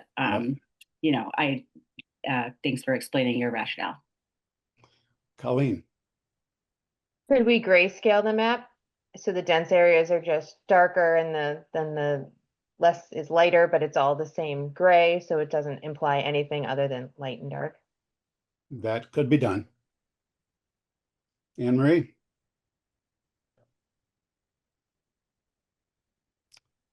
Chantel. Well, I'm here, Anne Marie. Oh, Anne Marie, yeah, sorry, your hand went off. Well, as I hopped on, I took it down. Yeah, fine. I would say that, yeah, maybe Colleen's idea. I think that I agree with this post indicating that, like, is it deceiving, or, what are we trying to do with this red versus blue green? And we don't want to be doing that. We want to let folks see what density is versus not, and perhaps going with a more neutral tone and making it darker for dense and lighter for not dense is a good idea. Okay. Any other thoughts? Excuse me, Chantel. Yeah, the only thing I would add is just not using red at all, because I can understand why that would be confusing, and I also agree with not wanting it to make it seem like density is bad. Yeah, I think that's those are good ideas to avoid conveying any value judgment about density and simply representing different densities with something that's easily perceived as different without any color connotations or good that indicate good or bad. Mm-hmm. So, Anne Marie? But just to confirm, but you still used red as your lower dense areas? No, Colleen's suggesting grayscale. It would be but what we have currently is red as a lower dense area. Just confirming that. No, I think Colleen's idea was to No. I'm eliminate just the colors. Yes, I understand. What do we have now? Right now we have red as low dense.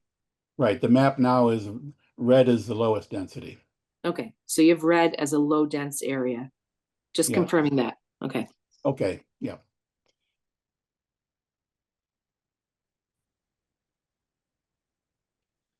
Yeah, I suppose I haven't tried tried to do it in grayscale, but my only possible concern with that is how well the different shades of gray can be distinguished from one another. But I think I can do it in a way that's pretty clear, that it will be light gray to dark gray, not black, but light gray for low density and dark gray for higher density. And the I different thought we had 50 shades of green, gray. I could use 50 shades of gray, but you wouldn't be able to tell the shades apart very well. And, you wouldn't perceive the fine difference between level 1 and level 2. Deborah.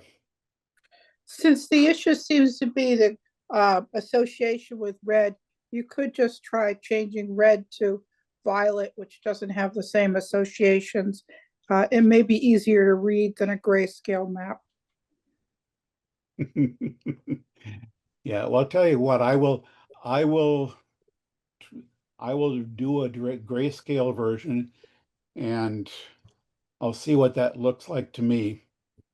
And if the contrast doesn't look great enough, then I'll consider some different shades of color that don't have the same connotations. But I'm pretty sure a grayscale will work pretty well. Awesome. Those are all of the yellow comments. Hooray! So I think we have great direction on all of those. I'm acknowledging that there are a lot of red comments that were basically up to CMRPC. Because of time, I didn't want to go through all of them, but I'm happy to take questions or we could open discussion about any of those red comments that we skipped over or greens. Yeah, I have a few comments on the red comments. Mm-hmm. So I'll kind of work from top to bottom. I don't have that many, I don't think, but the first one is row 10. Sorry about the scroll. Okay. Yeah. So I think just to clarify the historical reference slightly, that is, it is true that the select board meeting did discuss that. It might be worth adding just the note that the outcome of the discussion was to retain the building. Okay. I think So that would be simple. It preserves the fact that yes, this was discussed in 2024, and this is how that discussion came out.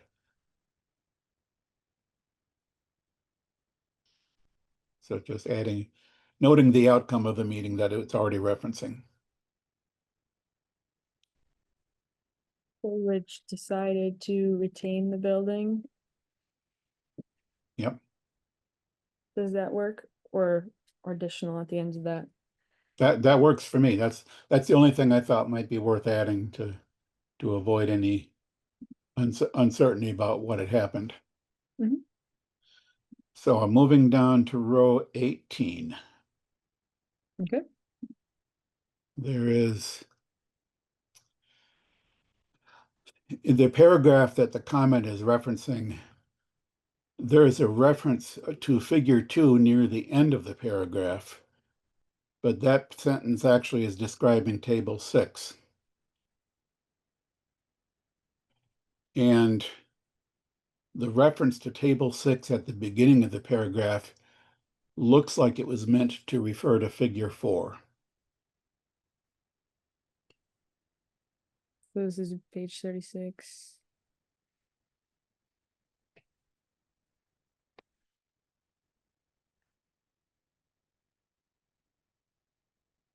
Okay, so table 6 is vacant parcel analysis, developable acres by zone. Is it that reference? Yeah, so near the end of the paragraph, there is a reference to figure 2, and from the way it's used, it looks like that's actually talking about the data in table 6. Okay. Yep. So that whole paragraph is table 6, and there shouldn't be anything on figure 2. Well, right. I think the other thought that I had reading that was that up at the beginning of that paragraph, there's a reference to table 6, and you might want to check this. And I don't, you can check this when you have time, but it looked to me like that at the beginning of the paragraph, the reference to table 6 is really meant to refer to figure 4, which is the graphical, the map showing where the developable land currently is. Yeah, my understanding was the map and the table should be the same. No, the map and Yep. table were two different things. At Okay. least in my memory, that's I think, because I think if um, yeah, that's something I don't want to dwell on that tonight. Okay. So we'll change the first The first reference to table table 6 6 is to probably figure 4, figure 4.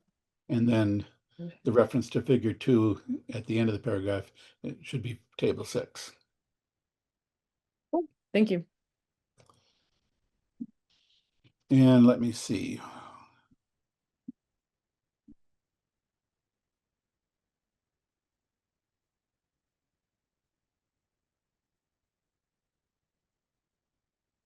I had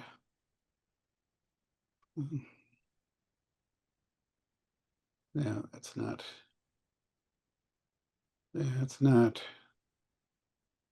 Oh, okay. So let's the next item I wanted to comment on was row 54.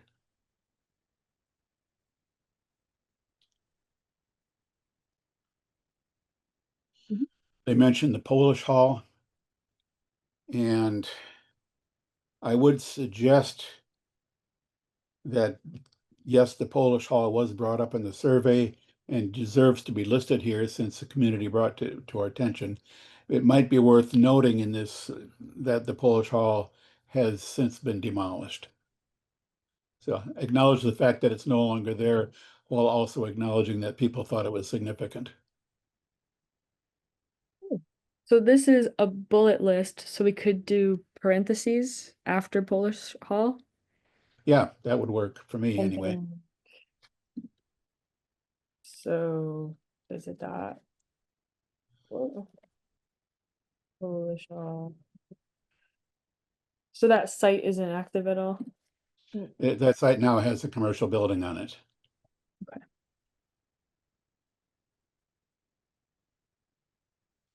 Let's see, did I have anything else I wanted to bring up here?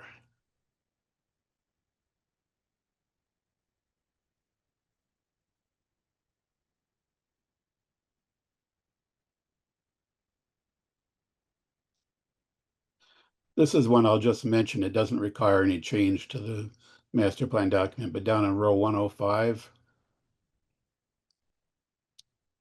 the commenter noticed that figure 9 is missing Libby Lane, which is correct.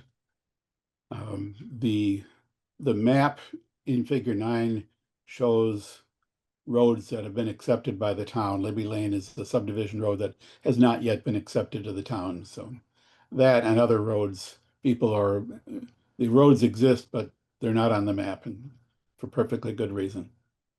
Cool. So Thank you that's for bringing that up. I wanted to make sure it wasn't a secret village center that we yeah, I was like, oh God. Cool. yep. And let's see, did I have anything else?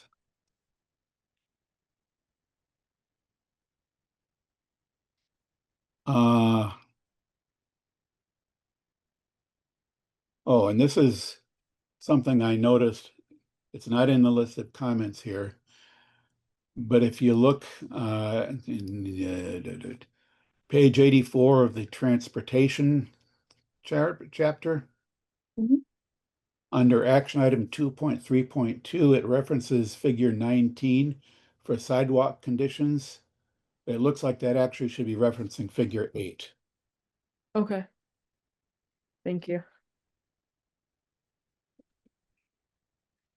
And let's see. Yeah, that's it for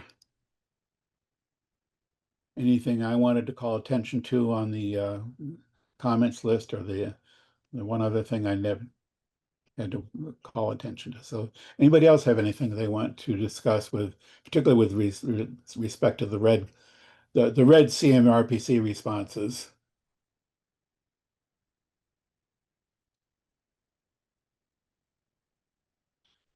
Because other than what I mentioned, I'm basically in agreement.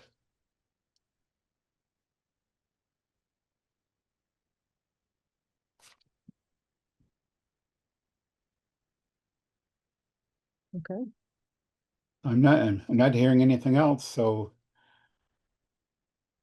Sarah, you guys have some work to do to update the documents. I've got some homework to provide you with a new map. And other than that, where are we on our agenda?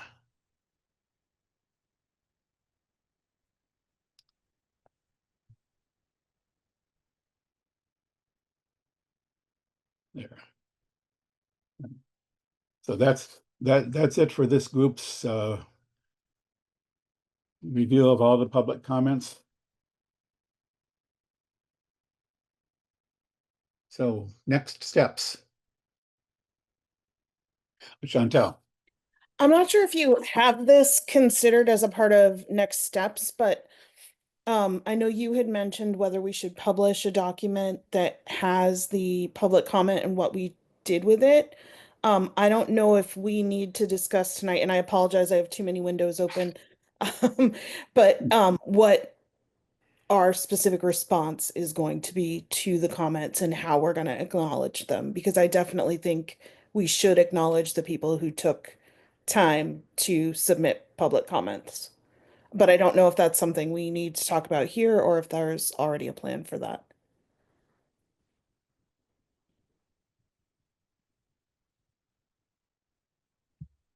Any Does thoughts this on that, count? Colleen?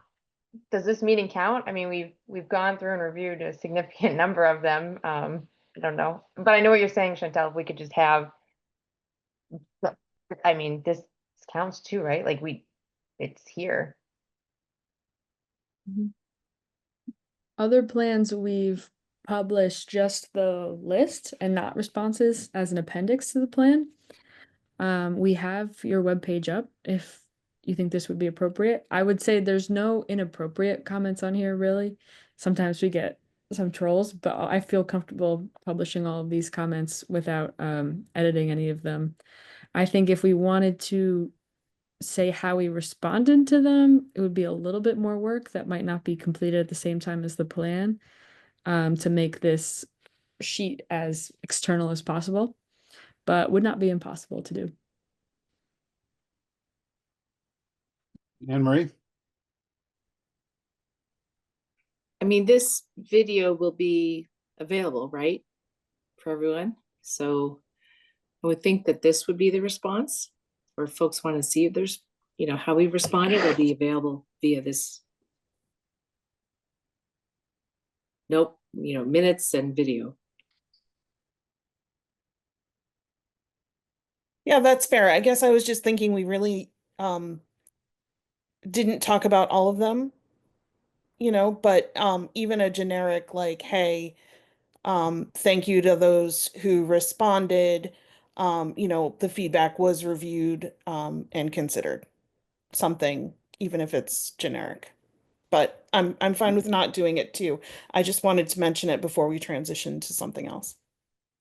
Yeah, I think as Sarah suggested, we'll as an appendix to the document, we'll publish a list of all the comments that received, which is I think that's a good idea to acknowledge that, yeah, we got your comments. It's can be a fair amount of work to explain how we responded to the comments, to each comment. Well, explain, we updated the document for this one. This one we didn't feel a need to update, and then you get into explaining why. I did something roughly comparable when we did the bylaw review a couple of years ago. But there we had relatively few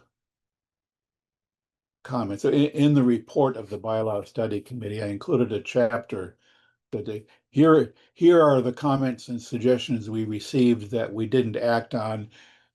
And there were few enough of them that it wasn't hard to explain, and this is why we didn't act on it. I think we've got a lot more here, and I think we've got the CMRPC response in the comment matrix here, which at least partly explains why we didn't update the document in response, but you'd want to, for public, for a more public document, you'd probably want to refine that a little bit. And that could be more work. It might be sufficient to say that we got all these public comments.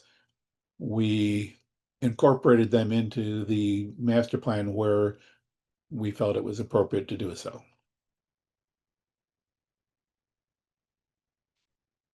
But yeah, otherwise, I don't want to make a whole lot more work for anybody that, unless we felt it was really important. No, and I wouldn't say an individualized reply is important by any means. Just somehow acknowledging the people who did Yep. provide feedback and making sure they know that it was read and considered, even if it wasn't changed. Right. It's just basically, yeah, we heard you. Now, some people take it that if you didn't do what I said, then you didn't really hear me. But I don't want to go there. All right. Sue. I think what you just said, David, about acknowledging them and appreciating that they responded in a speedy manner, and that we took into consider all those comments that abided by the Massachusetts state law and other zoning issues and whatnot. And so that they kind of have an idea of why some of them were not considered at all. And I mean, we're not a 5-year budget plan, so some of those budgetary issues couldn't be brought up. So, but certainly acknowledging them, and some of these things were illegal. So, So the master plan document overall, we've really been focused on the chapters, the introductory chapter, the topic chapters, and but we haven't really talked much about the rest of the document, pretty much the appendices, the implementation matrix. So can you give us sort of a sense, Sarah, of what the entire document is going to contain? And well, then we do want to get into the next steps. Where are we going to go from here? Yeah. The matrix that you now see in Excel form will be in PDF form along with the full plan, but we will still give you that editable version. So that one is more for the public. You can choose to put community engagement results in the appendix. Some towns choose to do it. I would stress that sometimes it's like 300 pages.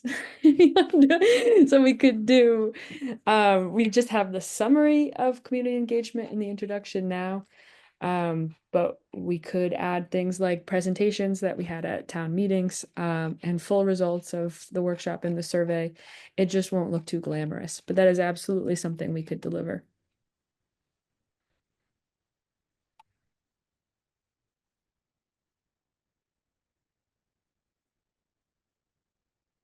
For me, I think a compilation of the full results of the community engagement, given as voluminous as Sarah says it is, I probably would not want to incorporate that into the master plan document itself, but perhaps compile those results into a separate document, make them available on the town website alongside the master plan document.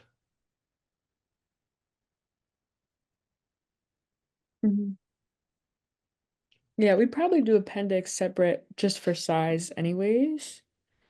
So we could do all of the survey results. The workshop results are a little more messy because, as you remember, it was more conversations. So what I have is notes from our staff. So that's why you see those summaries in the introduction for that. I think that's as in-depth as we can go for those, along with the pictures that are there of the workshops. But yeah, we could do survey results. We could do write-ins from our farmers market activity and presentations, if that's helpful. What does everybody else think? Chantel? I like the idea of having it publicly available, but housed separately, just because the document's so pretty. To mess with it. Fiona? Yeah, just a general comment about, yeah, I think a summary, keep it concise, obviously outline, all the things that were done because there was so much, but yeah, getting into, granular detail is definitely not needed. And yeah, we'll make the appendix be so very long. So Anne Marie? I would like to have it included in some way for sure. People who attended the first farmers market where we all put our little blibs up there.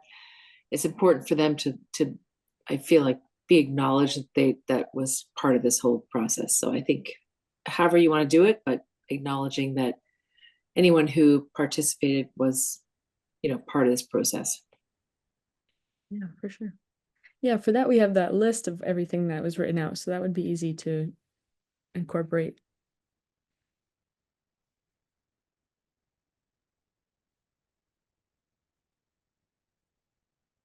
So Sarah, what are you thinking for turnaround time?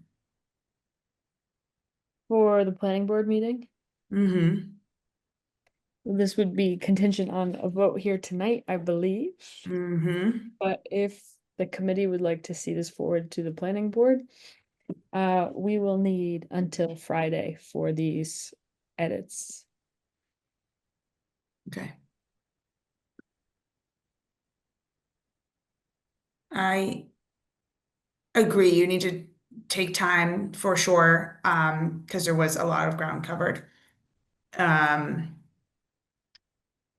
this is no comment on CMRPC or anybody or anything in general, just I was going to try and share it sooner so the board could have time to really review. So I'm a little bit concerned about having it on Friday and then meeting on Monday, but I'm happy to do whatever the group would like to do. What we could do is send the planning board a condensed list of the changes from the Excel and the most recent drafts we have. Okay. I could do that tomorrow. Okay. Yeah.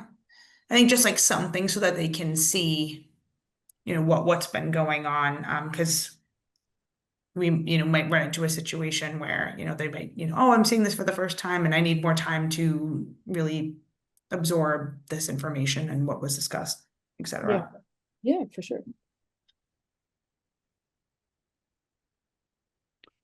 Yeah, personally, I would prefer to, of course, I've been working on this all along, so this is not something, none of this is going to be new to me, but I would like to see the completed version with all the changes made and have a chance to review that. But for me, if I saw it on Friday, that would give me enough time to review it before Monday, but that's just me. I think the other board members would appreciate more time to review. And a little bit of a concern of mine is if they're reviewing something that is not, it doesn't incorporate all the changes, then reviewing that and side by side reviewing that with a list of changes, it's a little bit more awkward. Although for the most part, the changes we've talked about aren't that, what's the word I want to use, significant in terms of changing the message that's being conveyed or changing what we're talking about in any significant way. A lot of the small typos and so on, that's kind of a non-issue. So perhaps for most of the planning board, having an early, having the May 8th draft along with a list of changes might be helpful. Absolutely. Anne Marie? So I agree with Dave. I don't know that we have to, given all the time that we've put into this, rush this through at the end. And per what is online, the next planning board meeting is July 22nd, but perhaps there's something between now and then. So I'm not sure what date you're referencing, but I would vote for, holding back a week if we have to, just to make sure that everyone sees this and everyone feels comfortable, with it. Yeah, I think that's totally fine. The next planning board meeting is the 23rd, and then the one after that is July 14th. Yeah, just doesn't indicate that on our website, so I'm just looking at that. Yeah, the next, after the 23rd, a week from today, we're then 1, 2, 3 weeks later for the planning board on the 14th. And I could be a little bit more comfortable with giving the planning board that much more time to review the document. It does push us back past June 30th. And I don't recall whether June 30th is a significant date in terms of CMRPC's involvement here. Yes, I turn into a pumpkin a little bit. So if we want to push it back to July, I would have to talk to my colleagues about the feasibility of that. Yeah. But I think what we are suggesting is having the complete updated document available maybe within 1 week. So you guys, Sarah, you said you could expect to have all the updates done by Friday this week. So the only question then would be, well, what more would you guys have to do with the document as a result of any planning board review? I suppose the planning board would possibly have some comments or suggestions to make. So I don't really know how that's going to go. I think that was our idea, to have it be a week before July there, in case there are any approval with changes. Yeah. So, Anne Marie, your hand is up. So I would like to have the planning board have an opportunity to weigh in on this. And sorry, based on the website, your next meeting is July 22nd. So can you just confirm when you have 2 meetings before that?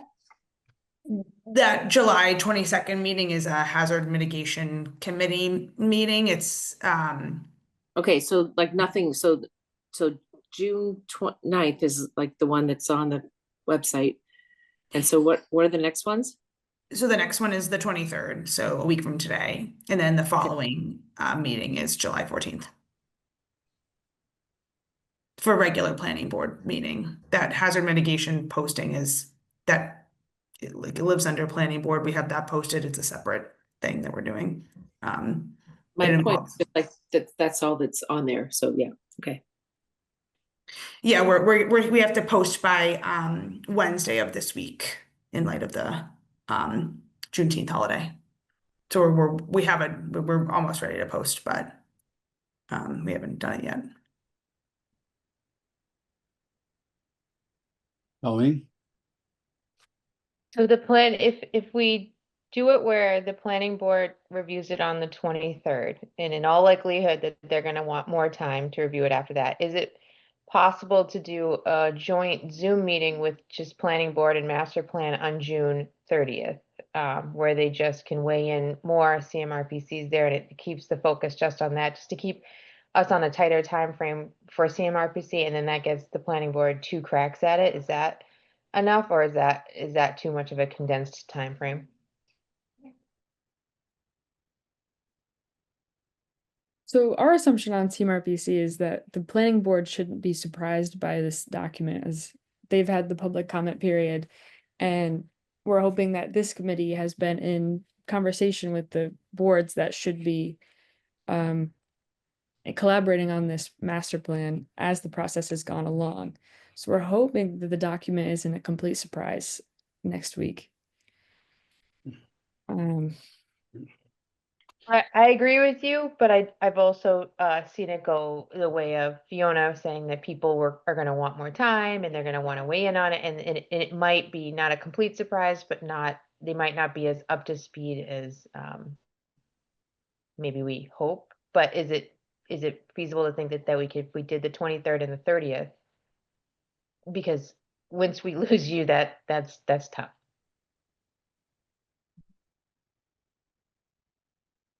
Sue? I like Colleen's idea, and we also have a new planning board member that just came on, so he's not familiar with this at all. So I'm sure that that's going to hold up the planning board somewhat. I'm happy to so Sarah, I don't know what your thoughts on this are, but CMRPC's involvement terminates on the 30th. I can take over what needs to be done to update the document based on that. And if anything else comes out after the fact, I can have a meeting set up, independently run by myself, and we can do a joint meeting of the planning board and the master plan working group on the 14th of July to talk through what, if the planning board has anything extra, and I can just incorporate the edits and take over the role of CMRPC, I guess. I don't know if that's like a proprietary issue or what, but I can just do it. I have no problem doing it. Definitely not a proprietary issue, as the plan will be yours, That's but true. I'll just have to talk to my people. We could potentially make something work in July, but I can't say that personally now. Yeah, I don't think I don't want to put pressure on you because to be, having to be involved if it's going to cause a problem. But yeah, like I've done many master plans in my life, and I'm more than happy to just pick up where needed and make sure that all the comments are accounted for and whatnot after the fact. It sounds to me like we can proceed with our plan to bring this to the planning board 1 week from tonight. Give the planning board some early access to the documents that are available, that can be made available tomorrow. Expecting by the end of the week to have the updated documents available for review. And depending on what the planning board is willing to do, the planning board may be willing to say, this looks good to us, let's approve it. Or it may need to, the planning board may want to take more time to review, which we could give the planning board the choice of running it through the end of June, doing something at the end of June, or running into July. So it's kind of worthwhile to get a better sense of how we would have to handle it if it does run into July. But look, I think we can be optimistic to the point of saying, bring it to the planning board on the 23rd, and then take it from there depending on the planning board's action.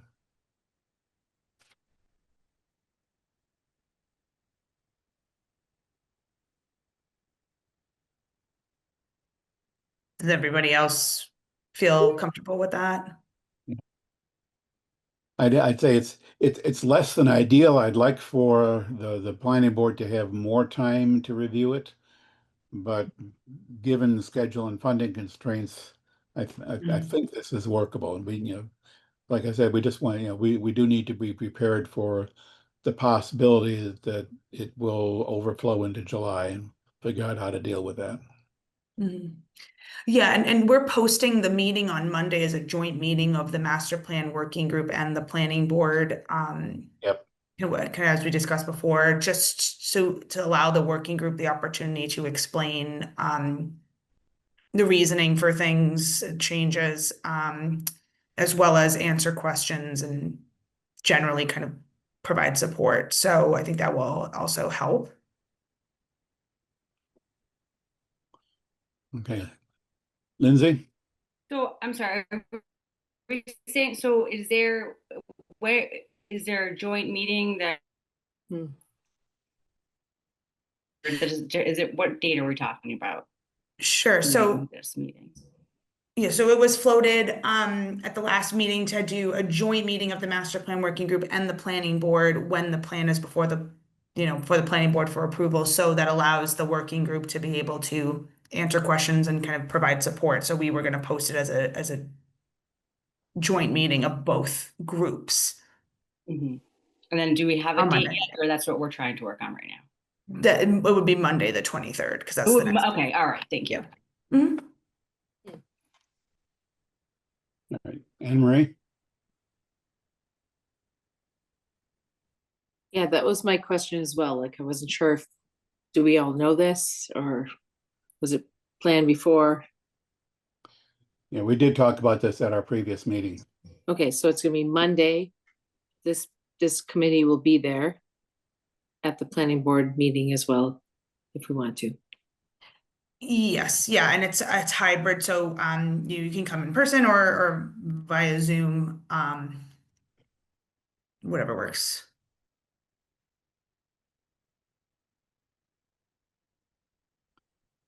I could insist that y'all come in person, so we actually have some, an audience on our meeting room.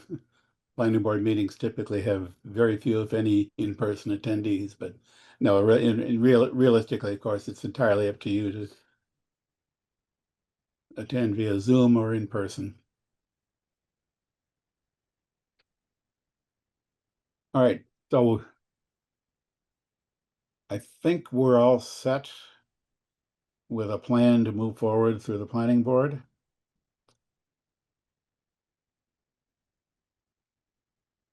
Yeah, so I'll get so Sarah will provide me with a kind of shorthand tomorrow. I will follow up with the planning board, explain what's going on and say, the full document is forthcoming at the end of the week. Just keep an eye out for that. You can talk through it more on Monday, and then if the board wants more time, I can take over for CMRPC after that, and we can take, however long we need to make sure that the document reflects what everybody wants to see. Is my understanding, but.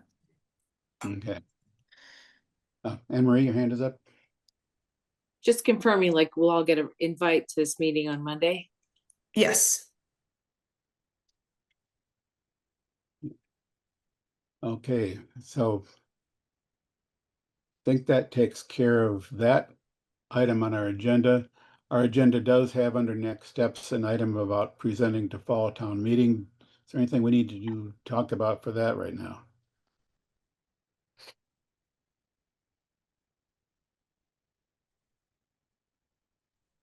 I don't think so, Dave. I think the only thing that I will say is that, just so everyone's on the same page and, Mass General Law, Planning Board is the approving entity. So it is, it's kind of weird because it's in effect upon Planning Board approval. So town meeting, it's just more of, an additional step that the town is taking in the interest of, transparency and full approval, which is a great thing. And I think we should do it, but I just do want to caution that if, we'll need to push the plan out a lot more, continue to advertise it through falls and to make sure that, people who are attending town meeting are aware of everything that's been going on. And also, and if there's any comments that would come out of that, I don't think that there would be, because it's not really the type of forum town meeting is. They would need to be considered in the implementation phase of the plan. So I just want everyone to be, aware of that fact. Okay, and speaking of implementation phases, we've not really talked a lot about implementation. We have an implementation matrix, which we've discussed a little bit in this group. The implementation matrix includes an identification of who's going to be responsible for the action item, a sense of priority and timing and cost and available resources.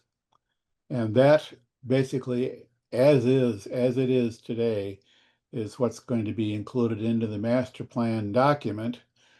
And that will form the basis for what we do after the plan has been approved to go about implementing the plan.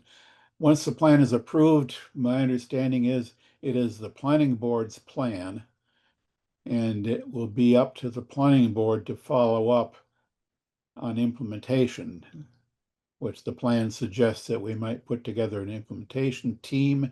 We might, one of the action items talks about assessing available resources for implementation. But the master plan working group isn't involved at that point unless we put together an implementation team, and maybe some of you want to be on it. But we haven't really begun to seriously think about how we're going to follow up an implementation. And obviously we're not going to spend any time on that this evening, but there will be some sort of follow-up on that. So unless anybody has any other thoughts on that, our agenda does have a couple of action items. First of which is to approve the minutes of the May 14th meeting. So moved. Seconded. Moved and seconded. Any discussion of the motion? Hearing none. Mr. Carroll.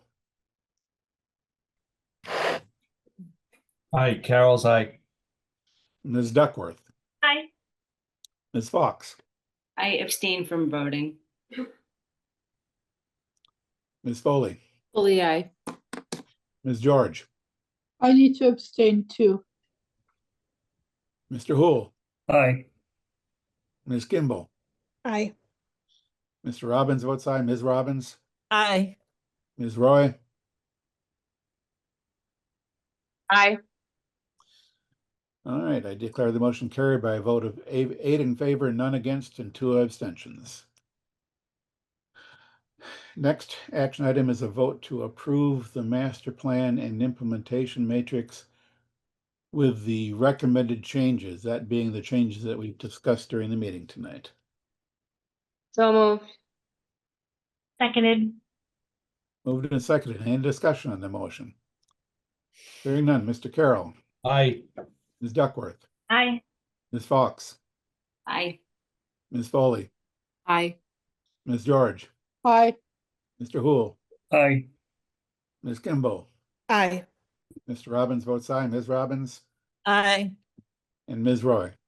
Aye. Motion carried unanimously.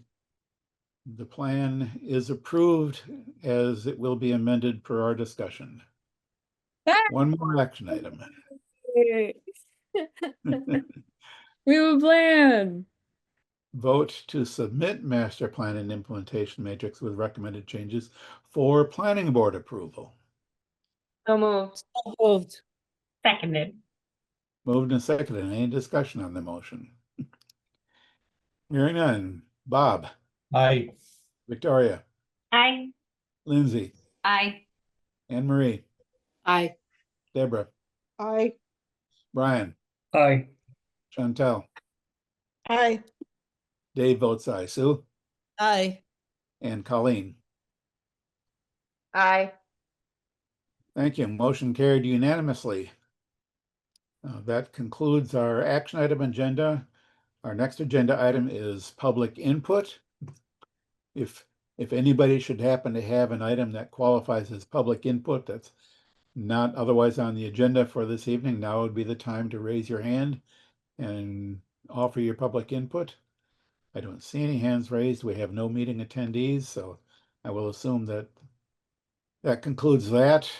Any other items which may lawfully come before the working group? I'm not aware of any.